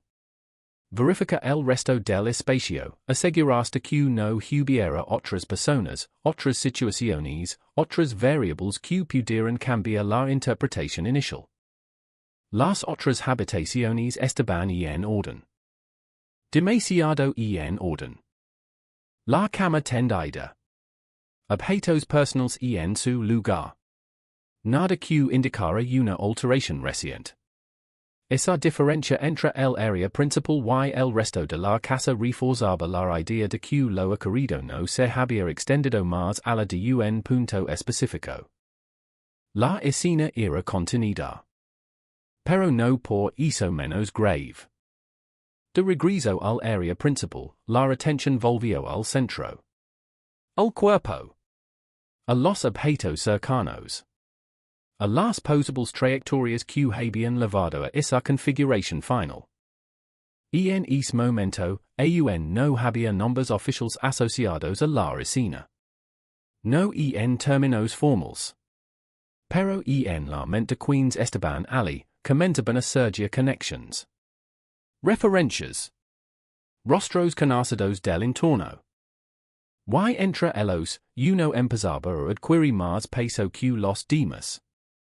Jorge del Carmen Valenzuela Torres. No porque existiera una prueba directa en ese instant, sino porque el contexto, las relaciones previas, las tensiones conocidas comentaban a líneas con lo que estaban viendo. La investigación no comienza con certezas. Comienza con posibilidades. Y algunas posibilidades, desde el principio, se sienten más cercanas a la verdad que otras. El procedimiento continuó con la llegada de más personal. Técnicos, especialistas, personas cuya tarea no era interpreta de inmediato, sino preserva, registrar, analiza con precisión. Cada paso dentro de la casa comenzó a ser medido. Cada movimiento, calculado. La escena dejó de ser solo un lugar y se convirtió en un conjunto de datos en preciso de construcción. Fotografías des distintos ángulos. Registro de posiciones. Recolección de elementos que, a simple vista, podrían parecer insignificantes, pero que en otro contexto podían adquirir un valor decisivo. El tiempo dentro de la casa comenzó a fluir de manera distinta. Y no era el tiempo de la vida cotidiana, ni siquiera el de la tragedia inmediata. Era el tiempo de la investigación. Un tiempo meticuloso, paciente, que avanza en capas. A fura, algunos vecinos comenzaban a notar la presencia policial. Miradas des las ventanas. Puertas que se abrían apenas. Susurros que comenzaban a circular sin información completa, pero con suficiente inquietud como para romper la rutina. La historia empezaba a salir de esa casa. A expandirse. Pero dentro, en ese espacio contenido, todavía quedaba mucho por entender. Porque las primeras impresiones, aunque importantes, nunca son definitivas. La escena tenía más que decir. Los objetos, más que revela. El silencio, más que oculta. En ese proceso de descubrimiento, cada detalle, por pequeño que fuera, podía inclinar la balanza hacia una verdad que aún no se había articulado completamente. La casa no era solo el lugar donde ocurrió algo. Era el punto de partida de una reconstrucción. Una reconstrucción que, paso a paso, iba a desarmar el silencio, ordena el caos y acercarse, lentamente, a lo que realmente había para du en esa noche que, desde fuera, parecía una más. Pero que, desde dentro, había cambiado todo para siempre. La investigación no comenzó con respuestas, sino con preguntas que se multiplicaban a medida que pasaban las horas. La casa había sido acordonada, el flujo de personas controla do, y lo que antes era un espacio privado se transformó en un punto de convergencia para miradas expertas y teorías en formación. Cada paso dentro de este perímetro estaba guiado por la necesidad de no alterar lo que aún podía hablar. Pero fuera de la casa, el mundo no se detuvo. Los vecinos comenzaron a construir sus propias versiones, fragmentadas, incompletas, tenidas por recuerdos personales y percepciones subjetivas. Nadie había visto todo. Nadie sabía exactamente qué había para do. Pero todos tenían algo que decir. Y en este tejido de relatos parciales comenzaron a surgir nombres. El de Jorge del Carmen Valenzuela Torres apareció temprano. No como una acusación directa, sino como una referencia que se repite. Alguien lo mencionó en voz baja, otro lo confirmó con un gesto, un tercero agregó un detalle que parecía mena, pero que, sumado a los demás, comenzaba a construir una línea de interés. No era el único nombre. Había otros. Personas que habían tenido algún tipo de vínculo con la víctima. Relations paradas, conflictos conocidos, interactions recientes que podían, en teoría, ofrecer una explicación alternativa. La investigación, en su etapa inicial, no podía permitirse enfocarse en una sola dirección. Cada posibilidad debía ser considerada. Cada historia, escuchada. Los primeros interrogatorios no buscaban confirmar culpabilidad, sino entender el entorno. Reconstruir los días previos, identificar cambios en la rutina, detectar señales que, en retrospectiva, pudieran adquirir relevancia. Las respuestas no eran claras. Algunos vecinos hablaban con seguridad, como si siempre hubieran sabido que algo no estaba bien. Otros dudaban, corrigen sus propias palabras, como si temieran decir demasiado o demasiado poco. Había contradicciones, omisiones, recuerdos que no coincidían del todo. Eso no era inusual. La memoria humana no es precisa, especialmente cuando intenta reconstruir eventos cargados de emoción o incertidumbre. Pero en medio de esa imprecisión, los investigadores buscaban patrones. Repeticiones. Coincidencias.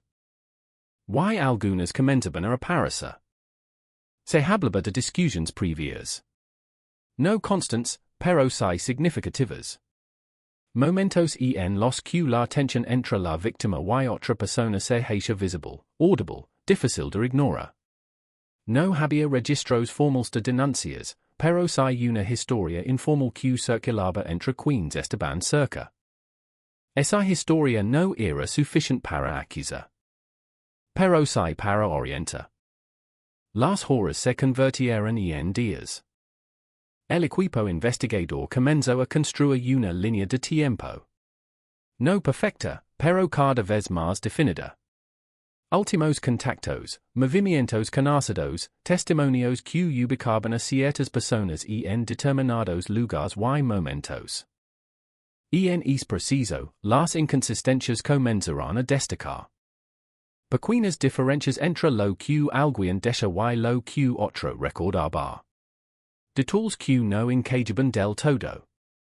Espacios de tiempo que no estaban completamente explicados. No eran pruebas. Pero eran gritas. Y en una investigación, las gritas son puntos de entrada. El nombre de Jorge del Carmen Valenzuela Torres comenzó a moverse de la periferia al centro de esas gritas. No por una evidencia única y contundente, sino por la acumulación de elementos que, al ser analizados en conjunto, empezaban a señalar en una dirección específica. Había sido visto en las cercanías. Había tenido contacto previo con la víctima. Había antecedentes de tensión, aunque no formalizados. Nada de eso, por separado, era determinante. Pero juntos, formaban una narrativa posable. AUNACI, la investigación no podía depender de percepciones. Necesitaba hechos. Los análisis forenses comenzaron a reportar información más concreta. No inmediata, no completa, pero sí progresiva. Cada resultado añadía una pieza al rompecabezas, aunque la imagen final aún estuviera lejos de ser clara. Mientras tanto, los investigadores también enfrentaban callejones sin salida. Líneas de investigación que parecían prometedoras en un inicio, pero que, al ser exploradas con mayor profundidad, no conducen a nada concluyente. Testimonios que se desmoronaban al ser contrastados.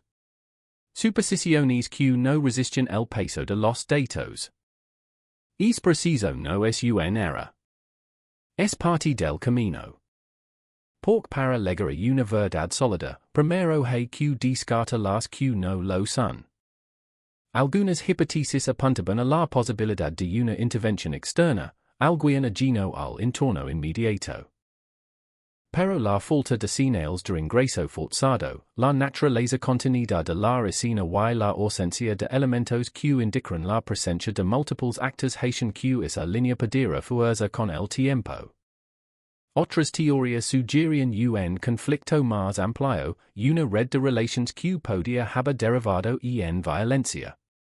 Pero al analizar cada vínculo, cada interacción, esa complejidad no encontraba sustento suficiente en los hechos observables.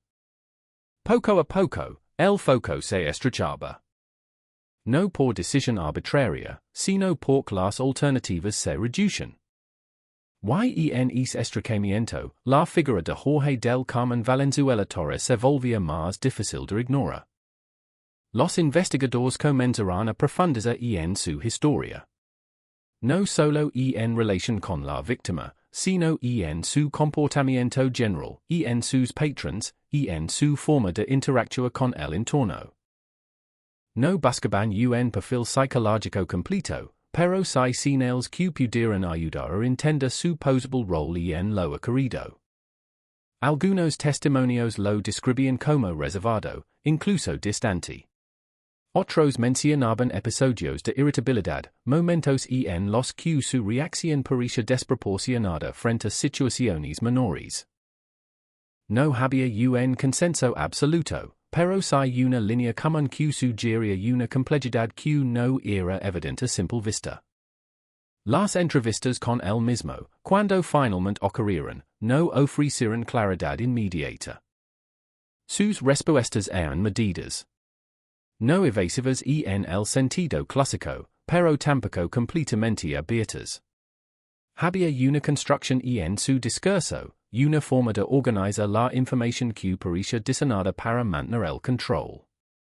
No admitía responsabilidad. Pero tampoco ofrecía una explicación que resolviera las inconsistencias detectadas. Este tipo de interacción no es concluyente por sí sola. Pero en el contexto de una investigación en curso, adquiere relevancia. El tiempo seguía avanzando, y con él, la presión.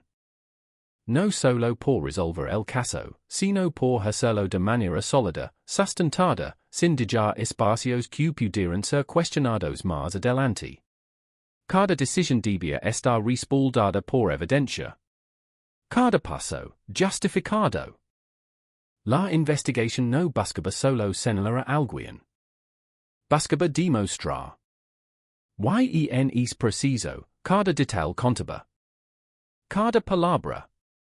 Cada silencio. Cada contradicción. El camino hacia la verdad no es lineal.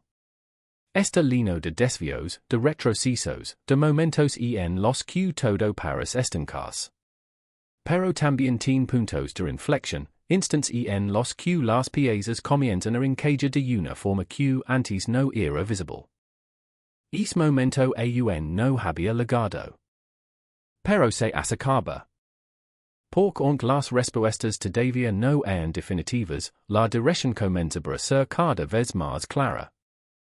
Y en el centro de esa dirección, la historia de Jorge del Carmen Valenzuela Torres dejaba de ser una posibilidad entre muchas para convertirse en una línea que exigía ser seguida hasta el final. Sin atajos. Sin supersticiones. Solo con hechos. Porque en una investigación como esta, la verdad no se construye con intuiciones. Se construye con lo que puede sostenerse.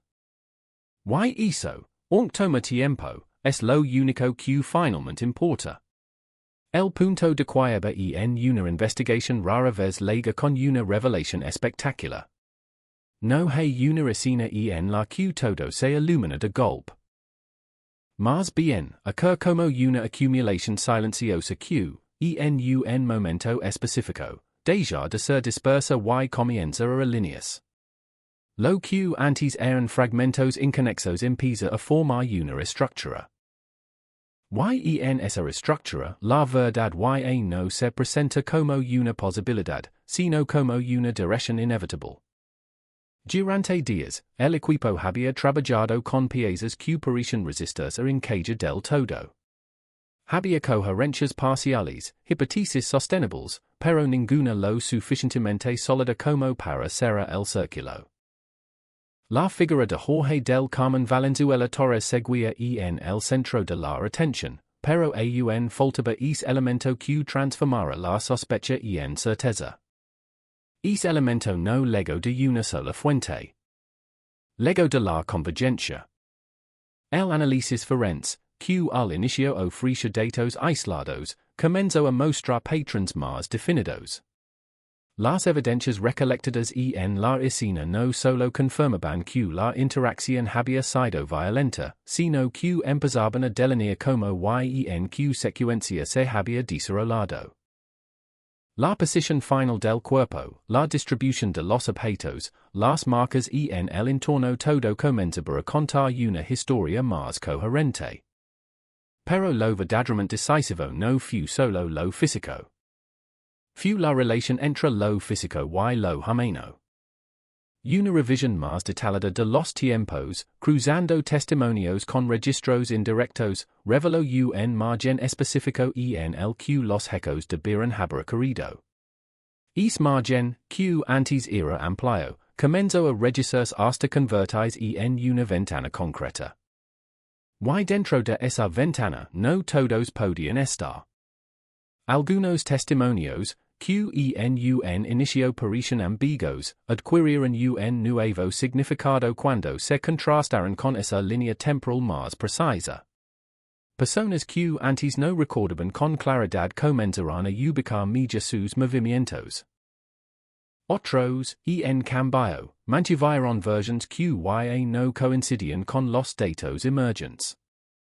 Las inconsistencias dejaron de ser simples errores de memoria. Se convirtieron en señales.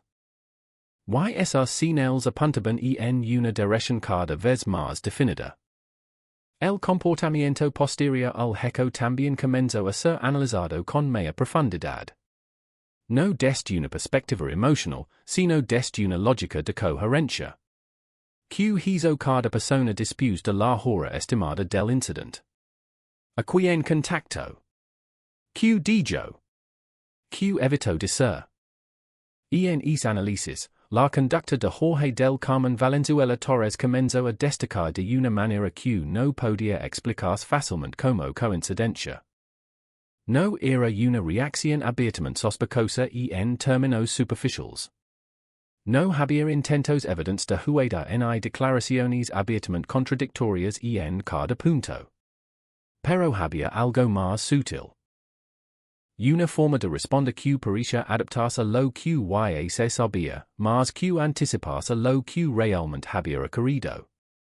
Esa diferencia es difícil de detectar al principio. Pero cuando se observa en conjunto, se vuelve significativa.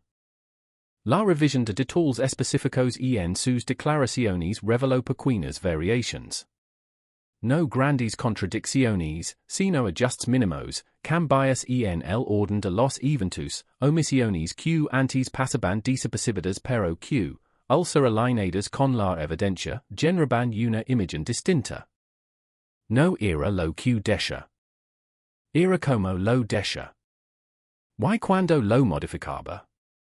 Es tipo de patrón no constituye una prueba directa, pero si un indicador de que hay una narrativa en construcción que no necesariamente coincide con los hechos. Mientras tanto, nuevos resultados periciales comenzarán a reforzar esa dirección. Elementos que inicialmente no habían sido concluyentes adquirieron valor al ser interpretados dentro del contexto más amplio. La escena, que al inicio ofrece múltiples interpretaciones posibles, comienza a ser sobre una secuencia más específica. No había señales de múltiples agresores. No había evidencia de intervención externa posterior.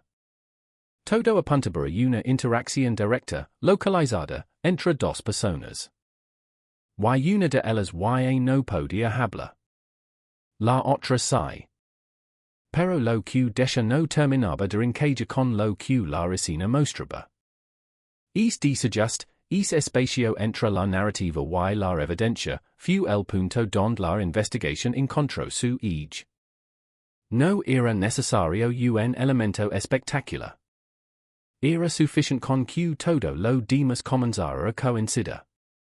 Los investigadores no tomaron la decisión de avanzar de inmediato.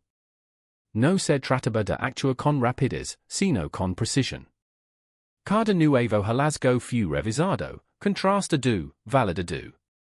No había margen para errores. No en un caso donde cada detalle podía ser cuestionado más adelante. Pero el momento llegó. No como una sorpresa, sino como una conclusión.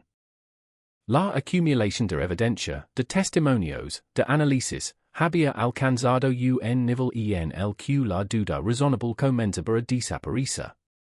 No porque todo estuviera resuelto en cada mínimo detalle, sino porque la estructura general era lo suficientemente sólida como para sostener una acción más directa. Jorge del Carmen Valenzuela Torres dejó de ser solo una figura de interés para convertirse en el eje central de la acusación. El paso siguiente no fue impulsivo. Fue calculado. Las autoridades organizarán cada elemento, cada documento, cada registro. No se trataba solo de tener razón, sino de poder demostrarlo de manera clara, ordenada, irrefutable. La narrativa del caso debía sostenerse no solo en la lógica interna, sino también en el marco legal que permitiría llevarlo a juicio. En es preciso, incluso los detalles más pequeños fueron revisados una vez más. No por desconfianza, sino por responsabilidad. Porque en este punto, cualquier error podía tener consecuencias graves. El entorno también comenzó a reaccionar. El nombre que antes circulaba en susurros empezó a adquirir una presencia más concreta. Y no era solo una referencia entre vecinos. Era una figura asociada directamente con un hecho que había dejado de ser ambiguo. La percepción cambió. No de manera inmediata, pero sí progresiva. Y con ese cambio, también llegó una forma distinta de silencio. No el silencio de la ignorancia, sino el de la comprensión. Es momento en el que la comunidad comienza a aceptar que lo ocurrido no fue un accidente, ni un malentendido, ni una situación que pueda explicarse fácilmente. Fue algo más profundo, más definitivo. La investigación, sin embargo, no se detuvo ahí. Porque identificar un responsable es solo una parte del proceso. La otra es demostrarlo. Y eso requiere un nivel de precisión que va más allá de la intuición o la acumulación de indicios. Pero el punto de no retorno había sido cruzado. La historia, que al inicio se presentaba como un conjunto de preguntas abiertas, comenzaba a cerrarse en torno a una verdad que no podía ignorarse. Y en el centro de esa verdad, la figura de Jorge del Carmen Valenzuela Torres se consolidaba no como una posibilidad, sino como la pieza que daba sentido al conjunto. No por una sola prueba, sino por todas. Por como encajaban. Por como se reforzaban. Por como, juntas, eliminaban las alternativas. Ese es el verdadero punto de quiebra en una investigación. No cuando aparece una respuesta, sino cuando todas las demás dejan de ser sostenibles. Y en ese momento, lo que queda no es una hipótesis. Es el camino hacia la justicia. El paso del tiempo no alivió el peso de lo ocurrido. Lo transformó. Lo volvió más concreto, más estructurado, más difícil de ignorar. Lo que antes era una escena contenida dentro de una casa ahora se trasladaba a un espacio distinto, uno donde cada detalle iba a ser expuesto, analizado y confrontado bajo una lógica que no dejaba espacio para interpretaciones vagas. El tribunal no era un lugar de emociones desbordadas, pero tampoco era ajeno a ellas. Era un espacio donde la verdad debía construirse con precisión, pieza por pieza, frente a miradas que no solo escuchaban, sino que evaluaban. El ingreso de Jorge del Carmen Valenzuela Torres a ese espacio no tuvo dramatismo visible. No hubo gestos exagerados ni reacciones que rompieran la formalidad del momento. Camino con una postura contenida, controlada, como alguien que entiende que cada movimiento puede ser interpretado. Su rostro no ofrecía respuestas claras. No había una emoción dominante que permitiera leer lo que ocurría en su interior. Era, en ese sentido, una presencia difícil de descifrar. Frente a él, la estructura del proceso comenzaba a desplegarse. La acusación no se basaba en una sola evidencia, ni en una narrativa simple. Era el resultado de semanas de trabajo, de análisis, de reconstrucción. Cada elemento había sido organizado con un propósito específico, demostrar no solo que el crimen había ocurrido, sino como, cuando y bajo que circunstancias. No bastaba con señalar. Era necesario probar. La primera exposición fue metódica. Se presentó la escena, no como un relato emocional, sino como una secuencia de hechos observables. La casa, los objetos, la posición del cuerpo, los indicios recogidos. Cada detalle fue descrito con precisión, evitando exageraciones, manteniendo un tono que buscaba claridad más que impacto. Pero incluso en esa objetividad, había una carga implícita. Por detrás de cada dato había una vida que no estaba. Los peritos tomaron la palabra en distintos momentos. Sus intervenciones no apelaban a la emoción, sino al conocimiento técnico. Explicaban lo que habían encontrado, cómo lo habían analizado, qué conclusions podían extras. No ofrecían interpretaciones personales, sino resultados basados en metodología. Y esos resultados comenzaban a líneas. La reconstrucción de la secuencia de eventos, apoyada por la evidencia física, mostraba una interacción que no dejaba mucho espacio para alternativas.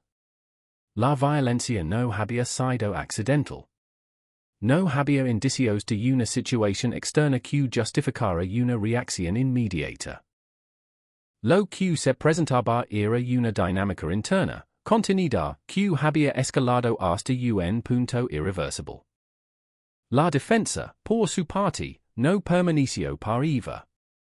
Su estrategia no consistía en negar la existencia del hecho, sino en cuestionar la interpretación de los elementos presentados.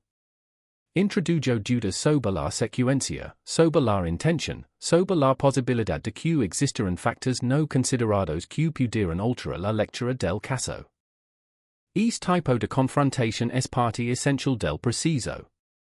No se trata de aceptar una versión sin cuestionarla, sino de someterla a prueba. Algunos testigos fueron llamados a declarar. Personas que habían estado cerca de la víctima, que conocen su entorno, que podían aportar contexto. Sus palabras no siempre eran lineales.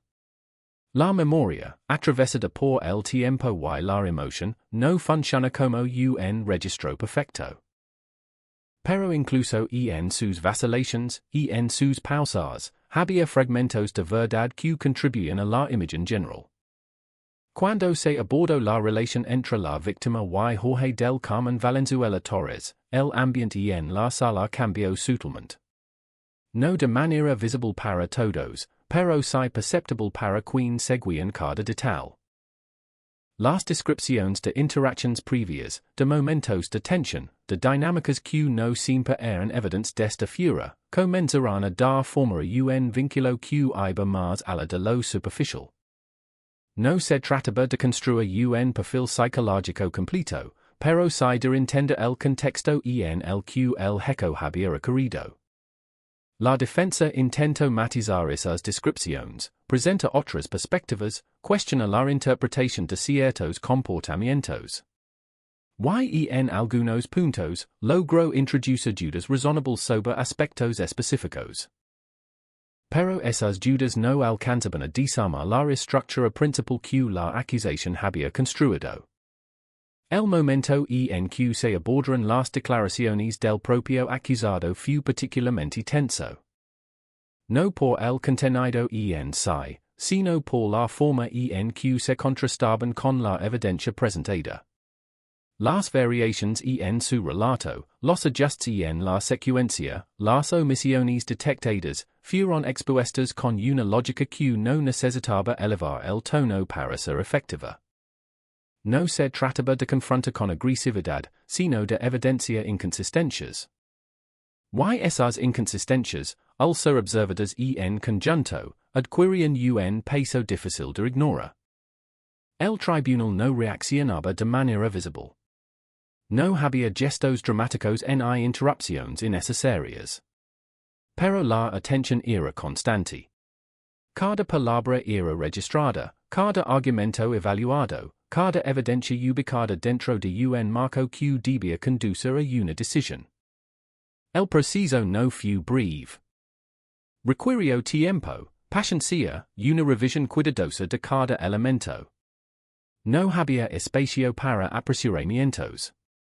La responsabilidad de emitir un veredicto en un caso así no permite atajos. Finalmente, llegó el momento. No fue anunciado con énfasis. No hubo una pausa prolongada que anticipara lo que vendría. Fue, en esencia, la conclusión lógica de todo lo que se había presentado. El tribunal expuso su decisión con un tono que reflejaba la gravedad del caso, pero también la claridad de la conclusión alcanzada. La evidencia, en su conjunto, había demostrado de manera suficiente la responsabilidad de Jorge del Carmen Valenzuela Torres en los hechos. No se trataba de una interpretación subjetiva. Era el resultado de un proceso. La sentencia no fue solo una formalidad. Fue la materialización de esa conclusión. Una condena que reflejaba la gravedad de lo ocurrido, la naturaleza de la violencia ejercida y la necesidad de una respuesta proporcional dentro del marco legal. No era una reparación, porque nada podía devolver lo que se había pedido. Pero era una forma de establecer un límite, de afirmar que lo ocurrido no quedaba sin consecuencia. La reacción en la sala fue contenida. No hubo expresiones desbordadas. Pero sí se percibía un cambio en el ambiente. Como si algo que había estado en suspenso durante todo el proceso finalmente encontrara un punto de cierre. Para algunos, ese nunca sería completo. Para otros, representaba una forma de avanza. Para el sistema, era la confirmación de que el proceso había cumplido su función. Jorge del Carmen Valenzuela Torres permaneció en su lugar mientras se leía la sentencia. Su expresión no ofrece una reacción clara. No había una señal visible de aceptación ni de rechazo. Era, una vez más, una presencia contenida, difícil de interpretar. Pero en ese momento, la interpretación ya no era lo central. Lo central era el hecho de que la justicia, en su forma institucional, había hablado. Y con esa voz, la historia que había comenzado en silencio dentro de una casa ahora encontraba su resolución en un espacio donde cada detalle había sido expuesto, cuestionado y finalmente definido. No como una historia perfecta, sino como una historia comprendida lo suficiente como para establecer responsabilidad. Y eso, en un caso como este, era lo más cercano a una conclusión posible. El tiempo siguió avanzando, como siempre lo hace, indiferente a lo que deja atrás. Las calles del barrio recuperaron su ritmo, las puertas volvieron a abrirse cada mañana, y las ventanas dejaron entrar la luz como si nada hubiera cambiado. Pero debajo de esa apariencia de normalidad, algo había quedado alterado de forma permanente. Las historias como esta no terminan cuando se dicta una sentencia. No se cierran con un veredicto ni se disuelven con el paso de los días. Permanecen. Se instalan en la memoria de quienes estuvieron cerca, en los silencios que se hacen más largos de lo habitual, en las miradas que evitan ciertos lugares sin saber exactamente por qué. La casa don todo ocurrió ya no era solo una estructura de paredes y objetos. Se había convertido en un punto de referencia invisible. No todos hablaban de ello, pero todos sabían. Al pasar frente a ella, algunos aceleraban el paso. Otros desviaban la mirada. Y había quienes, sin detenerse, dejaban que su mente reconstruyera fragmentos de lo que ya no podía verse, pero que seguía presente de alguna manera. El nombre de Jorge del Carmen Valenzuela Torres dejó de ser una figura ambigua para convertirse en una certeza judicial. Pero incluso esa certeza no lograba abarcar todo lo que la historia contenía. Por más allá de la responsabilidad legal, quedaban preguntas que no siempre tienen respuesta clara. ¿Qué ocurre en el interior de una persona antes de cruzar ese límite del que no se vuelve? ¿En qué momento una tensión contenida se transforma en un acto irreversible?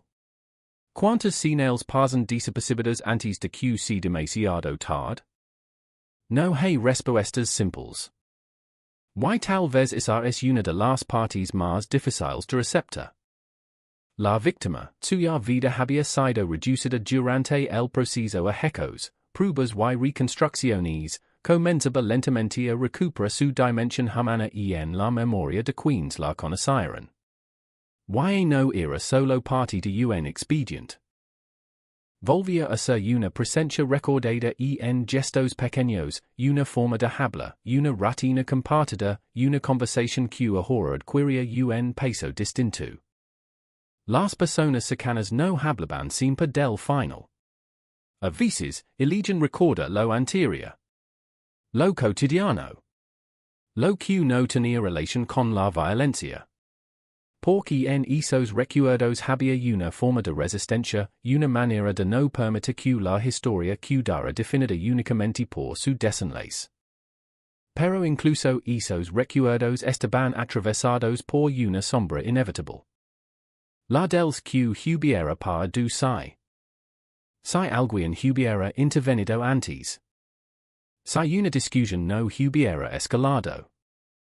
Si una decisión distinta se hubiera tomado en un momento clave.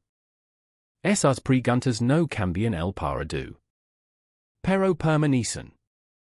El barrio, por su parte, aprendió a convivir con una nueva conciencia. No necesariamente más segura, pero sí más alerta. Las conversaciones cambiaron, aunque fuera de forma sutil. Lo que antes se consideraba parte de la normalidad comenzó a ser observado con otros ojos. Las tensiones, los silencios, los comportamientos que antes se dejaban pasar, ahora eran interpretados con mayor atención. No se trataba de vivir con miedo. Se trataba de entender que la violencia no siempre llega desde fuera. A veces, se construye lentamente dentro de lo conocido. Dentro de lo cotidiano. Dentro de lo que pares controlado.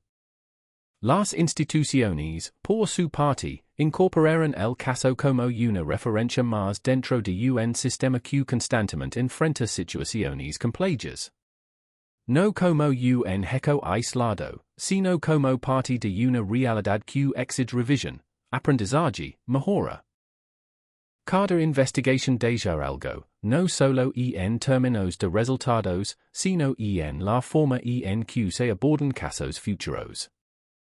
Pero más allá de lo institucional, lo que cuida es gemeno. Es la sensación de que hay historias que podrían haber tenido otro final. Que hay momentos que, de haber sido distintos, habrían cambiado todo. Y sin embargo, no lo fueron. El paso del tiempo no borra esas sensaciones. Las transforma. Las hace menos intensas en algunos momentos, más presentes en otros. Hay días en los que parecen lejanas, casi ajenas.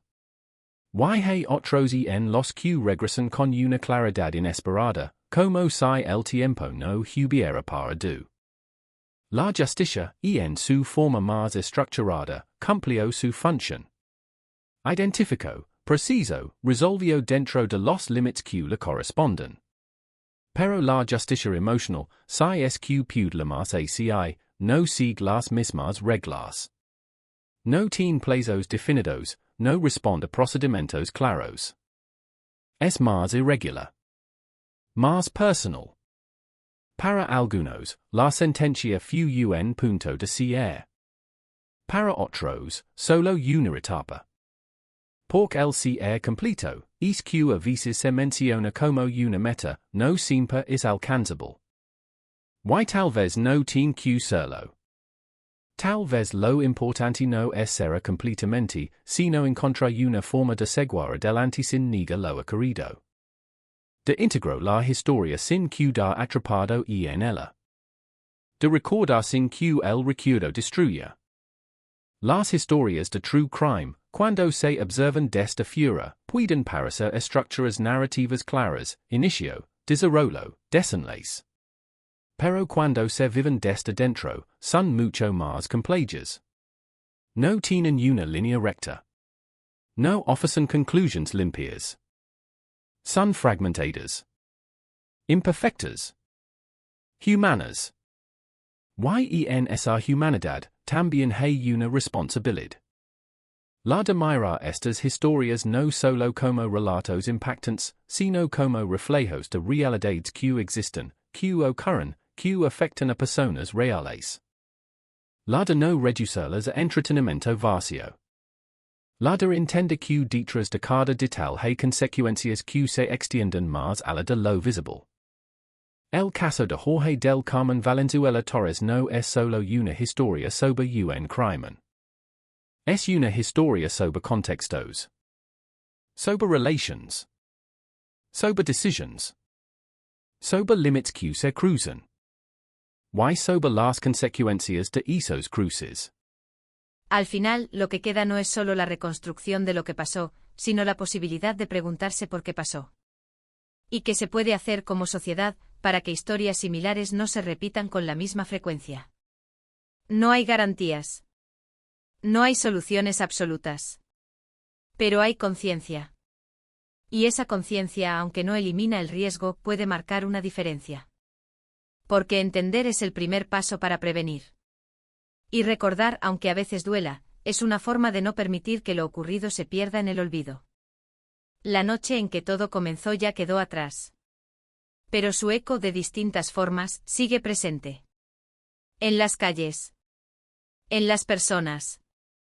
En las preguntas que aún no encuentran respuesta. Y en la certeza de que algunas historias, aunque terminen, nunca desaparecen del todo. El final de esta historia no llega como un cierre definitivo, sino como una persistencia. Hay casos que terminan en los tribunales, otros en los informes policiales, algunos en los archivos que se guardan bajo llave. Pero hay otros como este que continúan viviendo en la memoria colectiva mucho después de que las páginas oficiales se han dado por concluidas. El nombre de Jorge del Carmen Valenzuela Torres ya no circula como una sospecha ni como una incógnita. Se ha convertido en una referencia establecida dentro de un expediente cerrado, una pieza definida dentro de una narrativa judicial que buscó ordenar lo que en su origen fue caos. Sin embargo, la definición legal no siempre coincide con la comprensión emocional de lo ocurrido.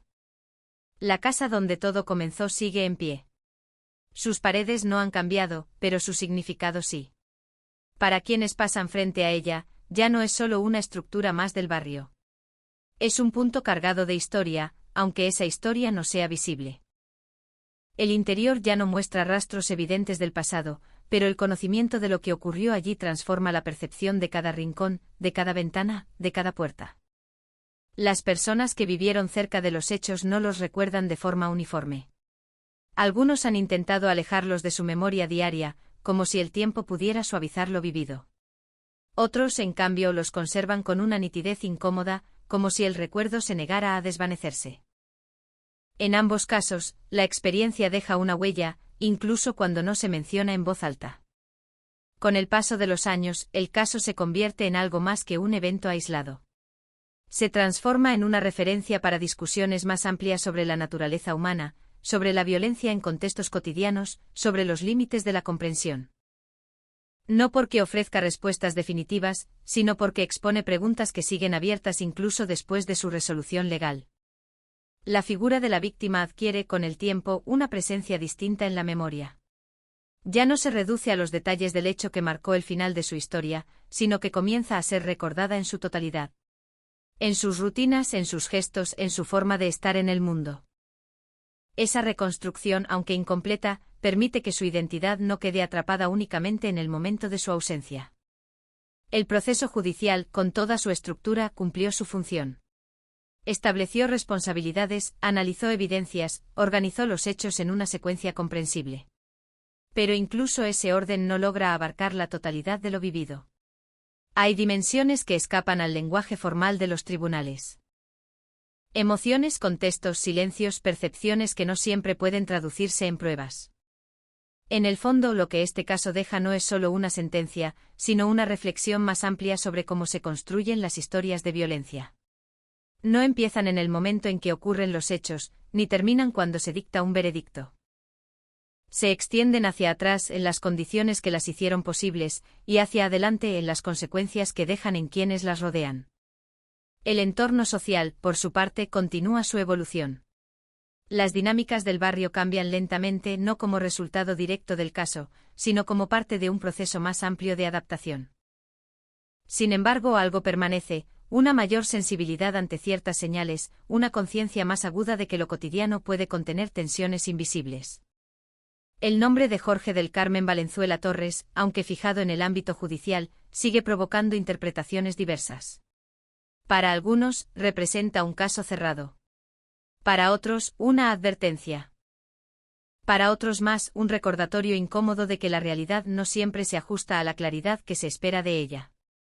Y así, que comenzó como una serie de eventos en una casa específica se transforma en algo más amplio. Una historia que ya no pertenece únicamente a quienes estuvieron directamente involucrados, sino también a quienes la observan, la estudian o la recuerdan. No hay una última palabra que pueda contener todo lo que ocurrió. Solo hay versiones, perspectivas, reconstrucciones que intentan acercarse a algo que en su esencia siempre tendrá capas difíciles de alcanzar por completo.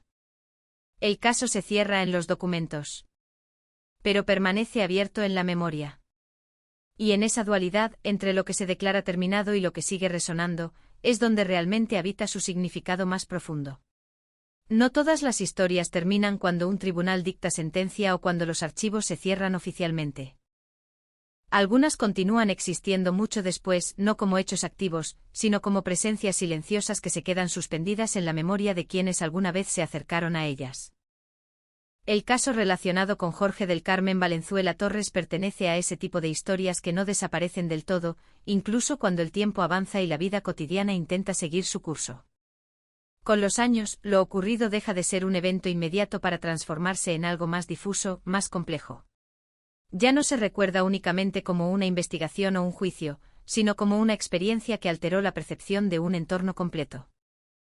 El barrio donde se desarrollaron los hechos continuó existiendo con sus rutinas, sus cambios, sus nuevos días, pero algo en su identidad quedó marcado de manera irreversible. No es algo visible a simple vista, pero se percibe en la forma en que ciertas casas son observadas, en la manera en que algunos silencios duran un poco más de lo normal. La vivienda donde todo ocurrió dejó de ser un escenario activo, pero no dejó de ser un punto de referencia emocional. Aunque haya cambiado su apariencia con el paso del tiempo, aunque sus espacios hayan sido modificados o renovados, el conocimiento de lo que sucedió dentro de ella permanece. Quienes pasan frente a ese lugar no siempre hablan de ello, pero en muchos casos lo recuerdan internamente, aunque sea por un segundo breve y fugaz. Para quienes participaron directamente en la investigación, la experiencia no se reduce a un archivo cerrado.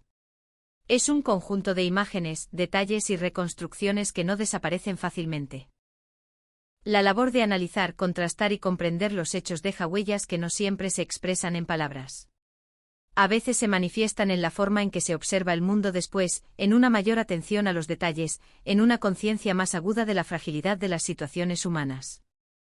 La víctima, con el paso del tiempo, deja de ser recordada únicamente por el final de su historia. Su vida comienza a recuperarse en la memoria de quienes la conocieron, no como un fragmento aislado, sino como una existencia completa. Sus rutinas, sus gestos cotidianos, sus pequeñas decisiones vuelven a ocupar espacio en los recuerdos. Esa reconstrucción no borra lo ocurrido, pero permite que su identidad no quede reducida a un solo momento.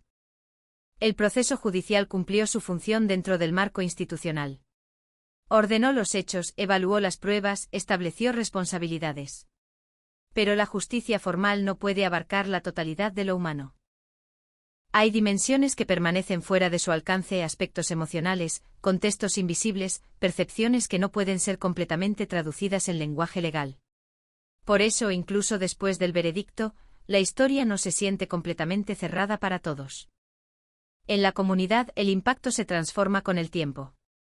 Ya no es una presencia constante, pero tampoco desaparece. Se convierte en una referencia silenciosa sobre la complejidad de las relaciones humanas, sobre la forma en que lo cotidiano puede contener tensiones invisibles, sobre cómo ciertos momentos pueden alterar de manera irreversible múltiples vidas al mismo tiempo. El nombre de Jorge del Carmen Valenzuela Torres queda fijado en el ámbito judicial, definido por los procedimientos y las decisiones tomadas. Sin embargo, en la percepción colectiva, su significado no es completamente uniforme. Para algunos representa un caso cerrado, para otros una advertencia, y para otros una reflexión incómoda sobre la naturaleza impredecible de la conducta humana. Con el paso del tiempo, lo que permanece no es solo la narrativa de lo ocurrido, sino las preguntas que deja atrás. Preguntas sobre los límites, sobre las señales ignoradas, sobre los momentos en los que una historia podría haber tomado otro rumbo. Esas preguntas no siempre tienen respuesta, pero continúan apareciendo en la mente de quienes se enfrentan a este tipo de relatos. Al final, esta historia no se conserva como un hecho aislado del pasado, sino como parte de una comprensión más amplia de la condición humana. No es solo lo que ocurrió lo que importa, sino también lo que revela sobre la fragilidad de las relaciones, sobre la delgada línea entre lo cotidiano y lo irreversible. Y aunque el tiempo siga avanzando y la vida continúe su curso natural, hay historias que permanecen. No como algo vivo, pero tampoco como algo completamente ausente. Permanecen como una huella silenciosa en la memoria, recordando que incluso en los lugares más comunes pueden esconderse los momentos más definitivos. A veces el verdadero peso de una historia no está en lo que ocurrió, sino en lo que permanece después, cuando ya no hay titulares, ni investigaciones activas, ni voces oficiales reconstruyendo los hechos. Lo que queda es más silencioso, más íntimo y al mismo tiempo más persistente. El caso relacionado con Jorge del Carmen Valenzuela Torres pertenece a ese tipo de realidades que no desaparecen con el cierre de un expediente, porque su impacto no termina en el momento en que la justicia dicta una conclusión. Con el paso del tiempo, la percepción del caso se fragmenta en distintas capas. Para algunos se convierte en un recuerdo distante, una historia escuchada alguna vez que ya no forma parte activa de su vida cotidiana. Para otros, especialmente quienes estuvieron más cerca de los hechos, sigue siendo una referencia que aparece de forma inesperada en la memoria, como un eco que no termina de apagarse del todo. No importa cuánto avance el tiempo, hay experiencias que no se disuelven completamente. El entorno donde todo ocurrió continúa su evolución natural. Las calles cambian, las personas se mudan, nuevas generaciones crecen sin haber presenciado directamente los eventos. Sin embargo, incluso en ese proceso de renovación, hay una especie de memoria implícita en los lugares. No es una memoria visible, pero sí perceptible para quienes conocen la historia. Una casa, una esquina, un recorrido habitual pueden adquirir significados distintos cuando se sabe lo que alguna vez ocurrió allí. La vida de quienes estuvieron involucrados de manera indirecta también sigue su curso, aunque no de forma completamente separada de lo vivido. Las experiencias extremas no se quedan encerradas en el momento en que suceden, se integran de alguna forma en la manera en que las personas interpretan el mundo. Hay una sensibilidad distinta frente a ciertos detalles, una atención más marcada hacia las señales que antes podrían haber pasado desapercibidas. En el plano judicial, el caso queda definido dentro de los márgenes de la ley. Se establecen responsabilidades, se ordenan los hechos, se archiva una versión oficial de lo ocurrido. Pero esa versión, aunque necesaria, no abarca la totalidad de la experiencia humana implicada. Siempre hay una distancia entre lo que se puede documentar y lo que se siente, entre lo que se prueba y lo que se comprende emocionalmente. La figura de Jorge del Carmen Valenzuela Torres queda fijada en ese marco institucional, como parte de un registro que organiza los hechos dentro de una narrativa legal. Sin embargo, en el imaginario colectivo, su presencia no es completamente uniforme ni estática. Para algunos representa un punto final, para otros una advertencia, y para otros un recordatorio de la complejidad que puede esconderse detrás de situaciones aparentemente ordinarias. La víctima, por su parte, trasciende la narrativa del hecho en sí mismo cuando el tiempo permite una reconstrucción más amplia de su vida. Ya no es solo el desenlace lo que la define en la memoria de quienes la conocieron, sino también los momentos previos, los gestos cotidianos, las decisiones pequeñas que componían su existencia. Esa reconstrucción no elimina la tragedia, pero sí evita que la identidad quede reducida a un solo instante. Con el tiempo, las conversaciones sobre el caso disminuyen en frecuencia, pero no desaparecen por completo. Aparecen en contextos específicos, en discusiones sobre seguridad, en reflexiones sobre la naturaleza humana, en momentos en los que alguien recuerda un detalle que vuelve a abrir la historia por unos segundos. No es una presencia constante, pero tampoco es una ausencia total. Lo que permanece más allá de todo es la pregunta. No una pregunta única, sino muchas, entrelazadas, a veces contradictorias. Preguntas sobre cómo se desarrollan ciertas dinámicas humanas, sobre qué señales fueron visibles y cuáles no, sobre qué momentos pudieron haber cambiado el curso de los acontecimientos. Son preguntas que no siempre buscan respuesta inmediata, pero que forman parte del aprendizaje colectivo que dejan este tipo de casos. En ese sentido, la historia no se limita a lo ocurrido dentro de un marco temporal específico. Se extiende hacia adelante e influye en la forma en que se interpretan situaciones similares, contribuye a la construcción de una conciencia más amplia sobre la fragilidad de las relaciones humanas y la complejidad de los comportamientos. El paso del tiempo no borra lo sucedido, pero sí lo transforma. Lo que fue una experiencia inmediata se convierte en memoria, lo que fue una investigación activa se convierte en referencia, lo que fue una tragedia concreta se convierte en reflexión. Y en ese proceso de transformación, el caso deja de pertenecer únicamente a sus protagonistas para integrarse en una comprensión más general de la realidad. Al final, lo que permanece no es solo la historia en sí misma, sino su resonancia. Una resonancia que no siempre es visible, pero que sigue presente en la forma en que se entiende el mundo. Porque hay historias que no terminan cuando se cierran, sino cuando dejan de ser olvidadas. Con el paso de los años, toda historia tiende a perder nitidez en los detalles, pero no necesariamente en su impacto. Lo ocurrido en torno a Jorge del Carmen Valenzuela Torres no es una excepción. Aunque el tiempo haya suavizado la intensidad inmediata de los hechos, la huella que dejaron sigue presente en distintas formas, algunas visibles y otras mucho más sutiles, escondidas en la manera en que las personas recuerdan, interpretan y evitan ciertos temas. La vida en el entorno donde sucedieron los hechos continuó como siempre ocurre, pero nunca volvió a ser exactamente la misma. No porque algo externo la mantuviera detenida, sino porque la conciencia de lo ocurrido cambió la forma en que se perciben los espacios cotidianos. Las calles siguen siendo las mismas en apariencia, pero para quienes conocen la historia, cada esquina puede contener una resonancia distinta, un recuerdo involuntario, una asociación que no desaparece del todo. Con el tiempo, las nuevas generaciones crecen sin haber vivido directamente aquellos acontecimientos. Para ellos, el caso se convierte en una historia lejana, casi abstracta, aprendida a través de fragmentos, comentarios o referencias ocasionales. Sin embargo, incluso sin experiencia directa, la narrativa se integra de alguna forma en la memoria colectiva del lugar, como parte de su identidad invisible. En el ámbito judicial, el caso quedó cerrado dentro de los límites establecidos por la ley. Se definieron responsabilidades, se evaluaron pruebas, se emitió una resolución final. Pero el cierre legal no equivale necesariamente a un cierre emocional o social. Lo que el sistema jurídico concluye en términos de verdad procesal no siempre coincide con la forma en que las personas procesan internamente lo ocurrido. La figura de Jorge del Carmen Valenzuela Torres permanece fijada dentro de ese marco institucional, como parte de un expediente que cumple su función de registro y memoria formal. Sin embargo, en la percepción pública su significado no es uniforme. Para algunos representa un caso resuelto, para otros una advertencia persistente, y para otros un ejemplo de la complejidad que puede esconderse detrás de situaciones aparentemente comunes. La víctima, con el paso del tiempo, recupera en la memoria colectiva una dimensión más amplia que la del hecho que marcó su final. Su vida comienza a ser recordada no solo desde la perspectiva del desenlace, sino desde su totalidad. Sus rutinas, sus vínculos, su presencia en la vida cotidiana de quienes la conocieron adquieren un valor distinto cuando se observan en conjunto. Esa reconstrucción no borra la tragedia, pero impide que la identidad quede reducida exclusivamente a ella. Las personas que estuvieron indirectamente relacionadas con el caso también experimentan una transformación en su manera de percibir el mundo. No necesariamente de forma consciente, pero sí a través de una sensibilidad distinta frente a ciertos aspectos de la realidad. Las situaciones cotidianas adquieren una capa adicional de interpretación, como si existiera siempre la posibilidad de que lo ordinario oculte algo más profundo. Con el tiempo, el caso deja de ocupar un espacio activo en la conversación pública, pero no desaparece por completo.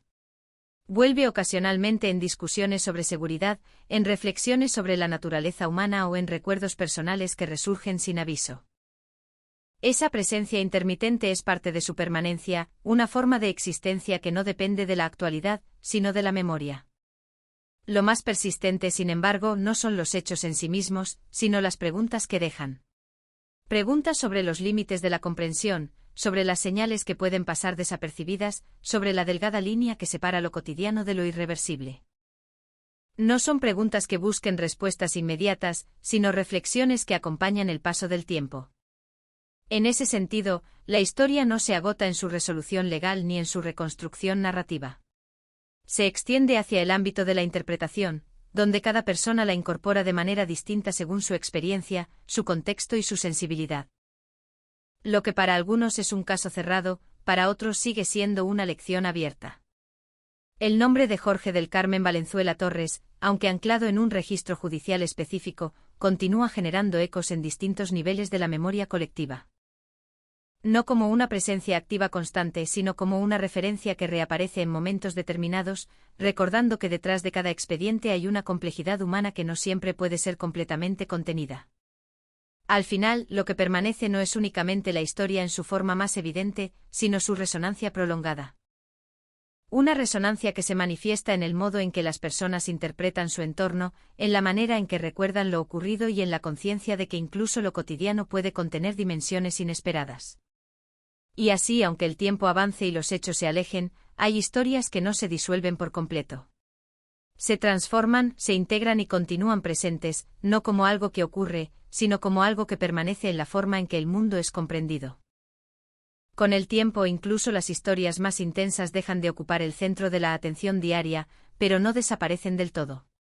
Se transforman en algo más discreto, más profundo, que ya no necesita ser mencionado constantemente para seguir existiendo. El caso relacionado con Jorge del Carmen Valenzuela Torres se ha convertido precisamente en ese tipo de presencia, una que ya no interrumpe la vida cotidiana, pero que sigue formando parte de su trasfondo invisible. En la memoria colectiva, los hechos comienzan a organizarse de manera diferente. Ya no se recuerdan como una secuencia detallada de eventos, sino como una sensación general, una impresión que permanece incluso cuando los detalles se desvanecen. Las fechas se confunden, los momentos exactos se diluyen, pero la idea central de lo ocurrido sigue intacta. Esa es la forma en que el tiempo trabaja sobre la memoria, no borra, sino que reconfigura. El entorno donde todo sucedió continúa su existencia cotidiana. Las personas van y vienen, las rutinas se repiten, los cambios urbanos transforman lentamente el paisaje. Sin embargo, para quienes conocen la historia, hay una capa adicional que no desaparece. Un significado oculto que se activa en ciertos momentos, al pasar frente a un lugar específico o al escuchar un nombre que remite al pasado. La figura de Jorge del Carmen Valenzuela Torres permanece inscrita en el ámbito judicial como un caso cerrado, definido por decisiones formales y procedimientos establecidos. Pero en la percepción social, su presencia no se limita a esa definición.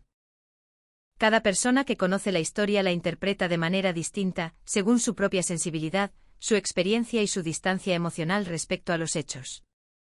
Para algunos representa simplemente un episodio más dentro de una realidad compleja donde los conflictos humanos pueden escalar de formas imprevisibles. Para otros es un recordatorio incómodo de que la violencia puede surgir en contextos aparentemente normales. Y para otros es una historia que invita a reflexionar sobre los límites de la comprensión humana, sobre lo difícil que puede ser anticipar ciertos comportamientos. La víctima, con el paso del tiempo, deja de ser recordada únicamente desde el desenlace trágico.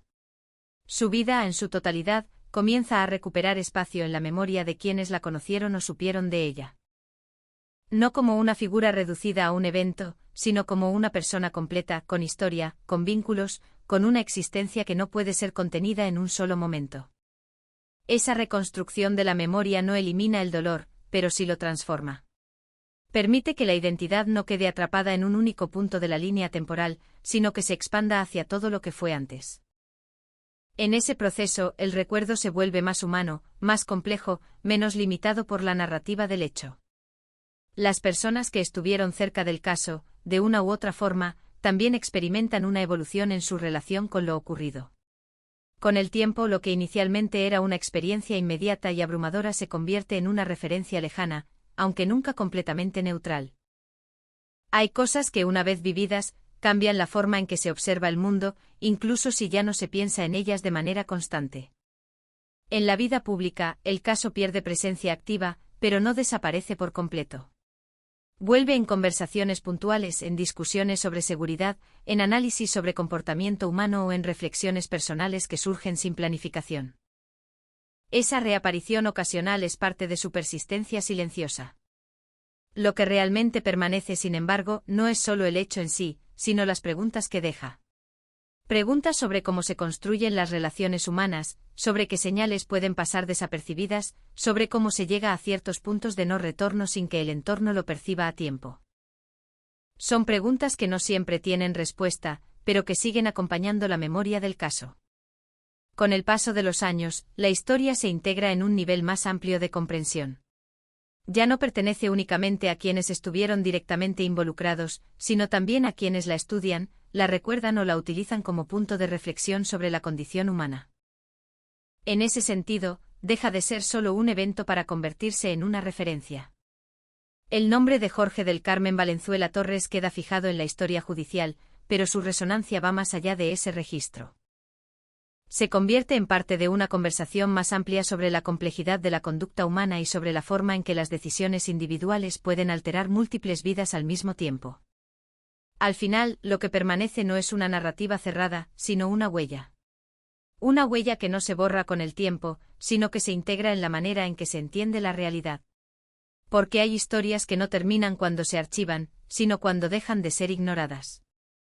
Y esta, como muchas otras, sigue existiendo no en el presente de los hechos, sino en la memoria que los sostiene, transformada, reinterpretada y siempre abierta a nuevas lecturas.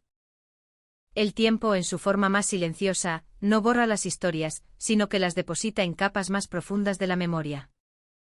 Lo que un día fue noticia, investigación y juicio, con los años se convierte en un eco distante que solo reaparece en momentos específicos, cuando algo lo activa o cuando alguien decide volver a mirar hacia atrás.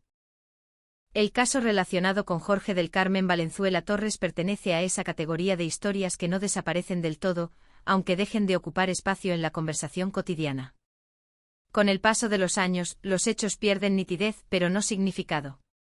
Los detalles exactos pueden desvanecerse, las fechas pueden confundirse, los testimonios pueden mezclarse con el tiempo, pero la esencia de lo ocurrido permanece.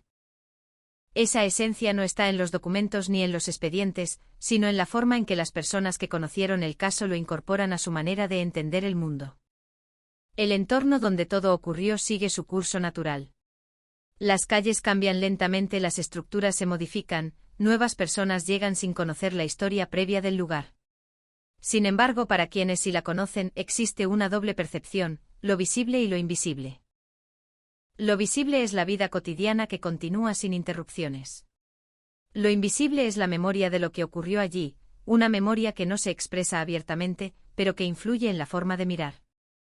La figura de Jorge del Carmen Valenzuela Torres permanece definida dentro del marco judicial como un caso cerrado, un expediente concluido según los procedimientos legales. Pero la justicia formal, aunque necesaria, no agota el significado de una historia humana. Lo que queda fuera de ese marco es precisamente lo que sigue generando reflexión, el contexto, las relaciones, las dinámicas que no siempre pueden ser completamente representadas en términos legales. La víctima, con el paso del tiempo, es recordada de una manera más amplia. Ya no solo como parte de un desenlace trágico, sino como una persona completa cuya vida tenía continuidad antes del hecho. Esa reconstrucción es fundamental para devolverle profundidad a su historia, para evitar que quede reducida a un solo momento.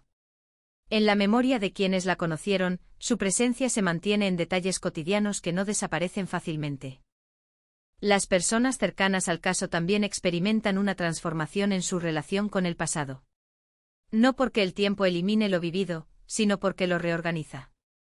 Lo que al principio era un evento dominante en la memoria, con el tiempo se integra en una narrativa más amplia de la vida. Sin embargo, esa integración no significa olvido. Significa convivencia con el recuerdo, con una historia que ya no ocupa el presente, pero tampoco abandona completamente el interior. En la esfera pública, el caso pierde visibilidad, pero no relevancia. Vuelve ocasionalmente en discusiones sobre seguridad, en análisis sobre comportamiento humano o en reflexiones sobre la fragilidad de la vida cotidiana. Cada vez que reaparece lo hace con menos intensidad inmediata, pero con un peso interpretativo más profundo. Lo que permanece de manera más estable no son los hechos en sí, sino las preguntas que generan.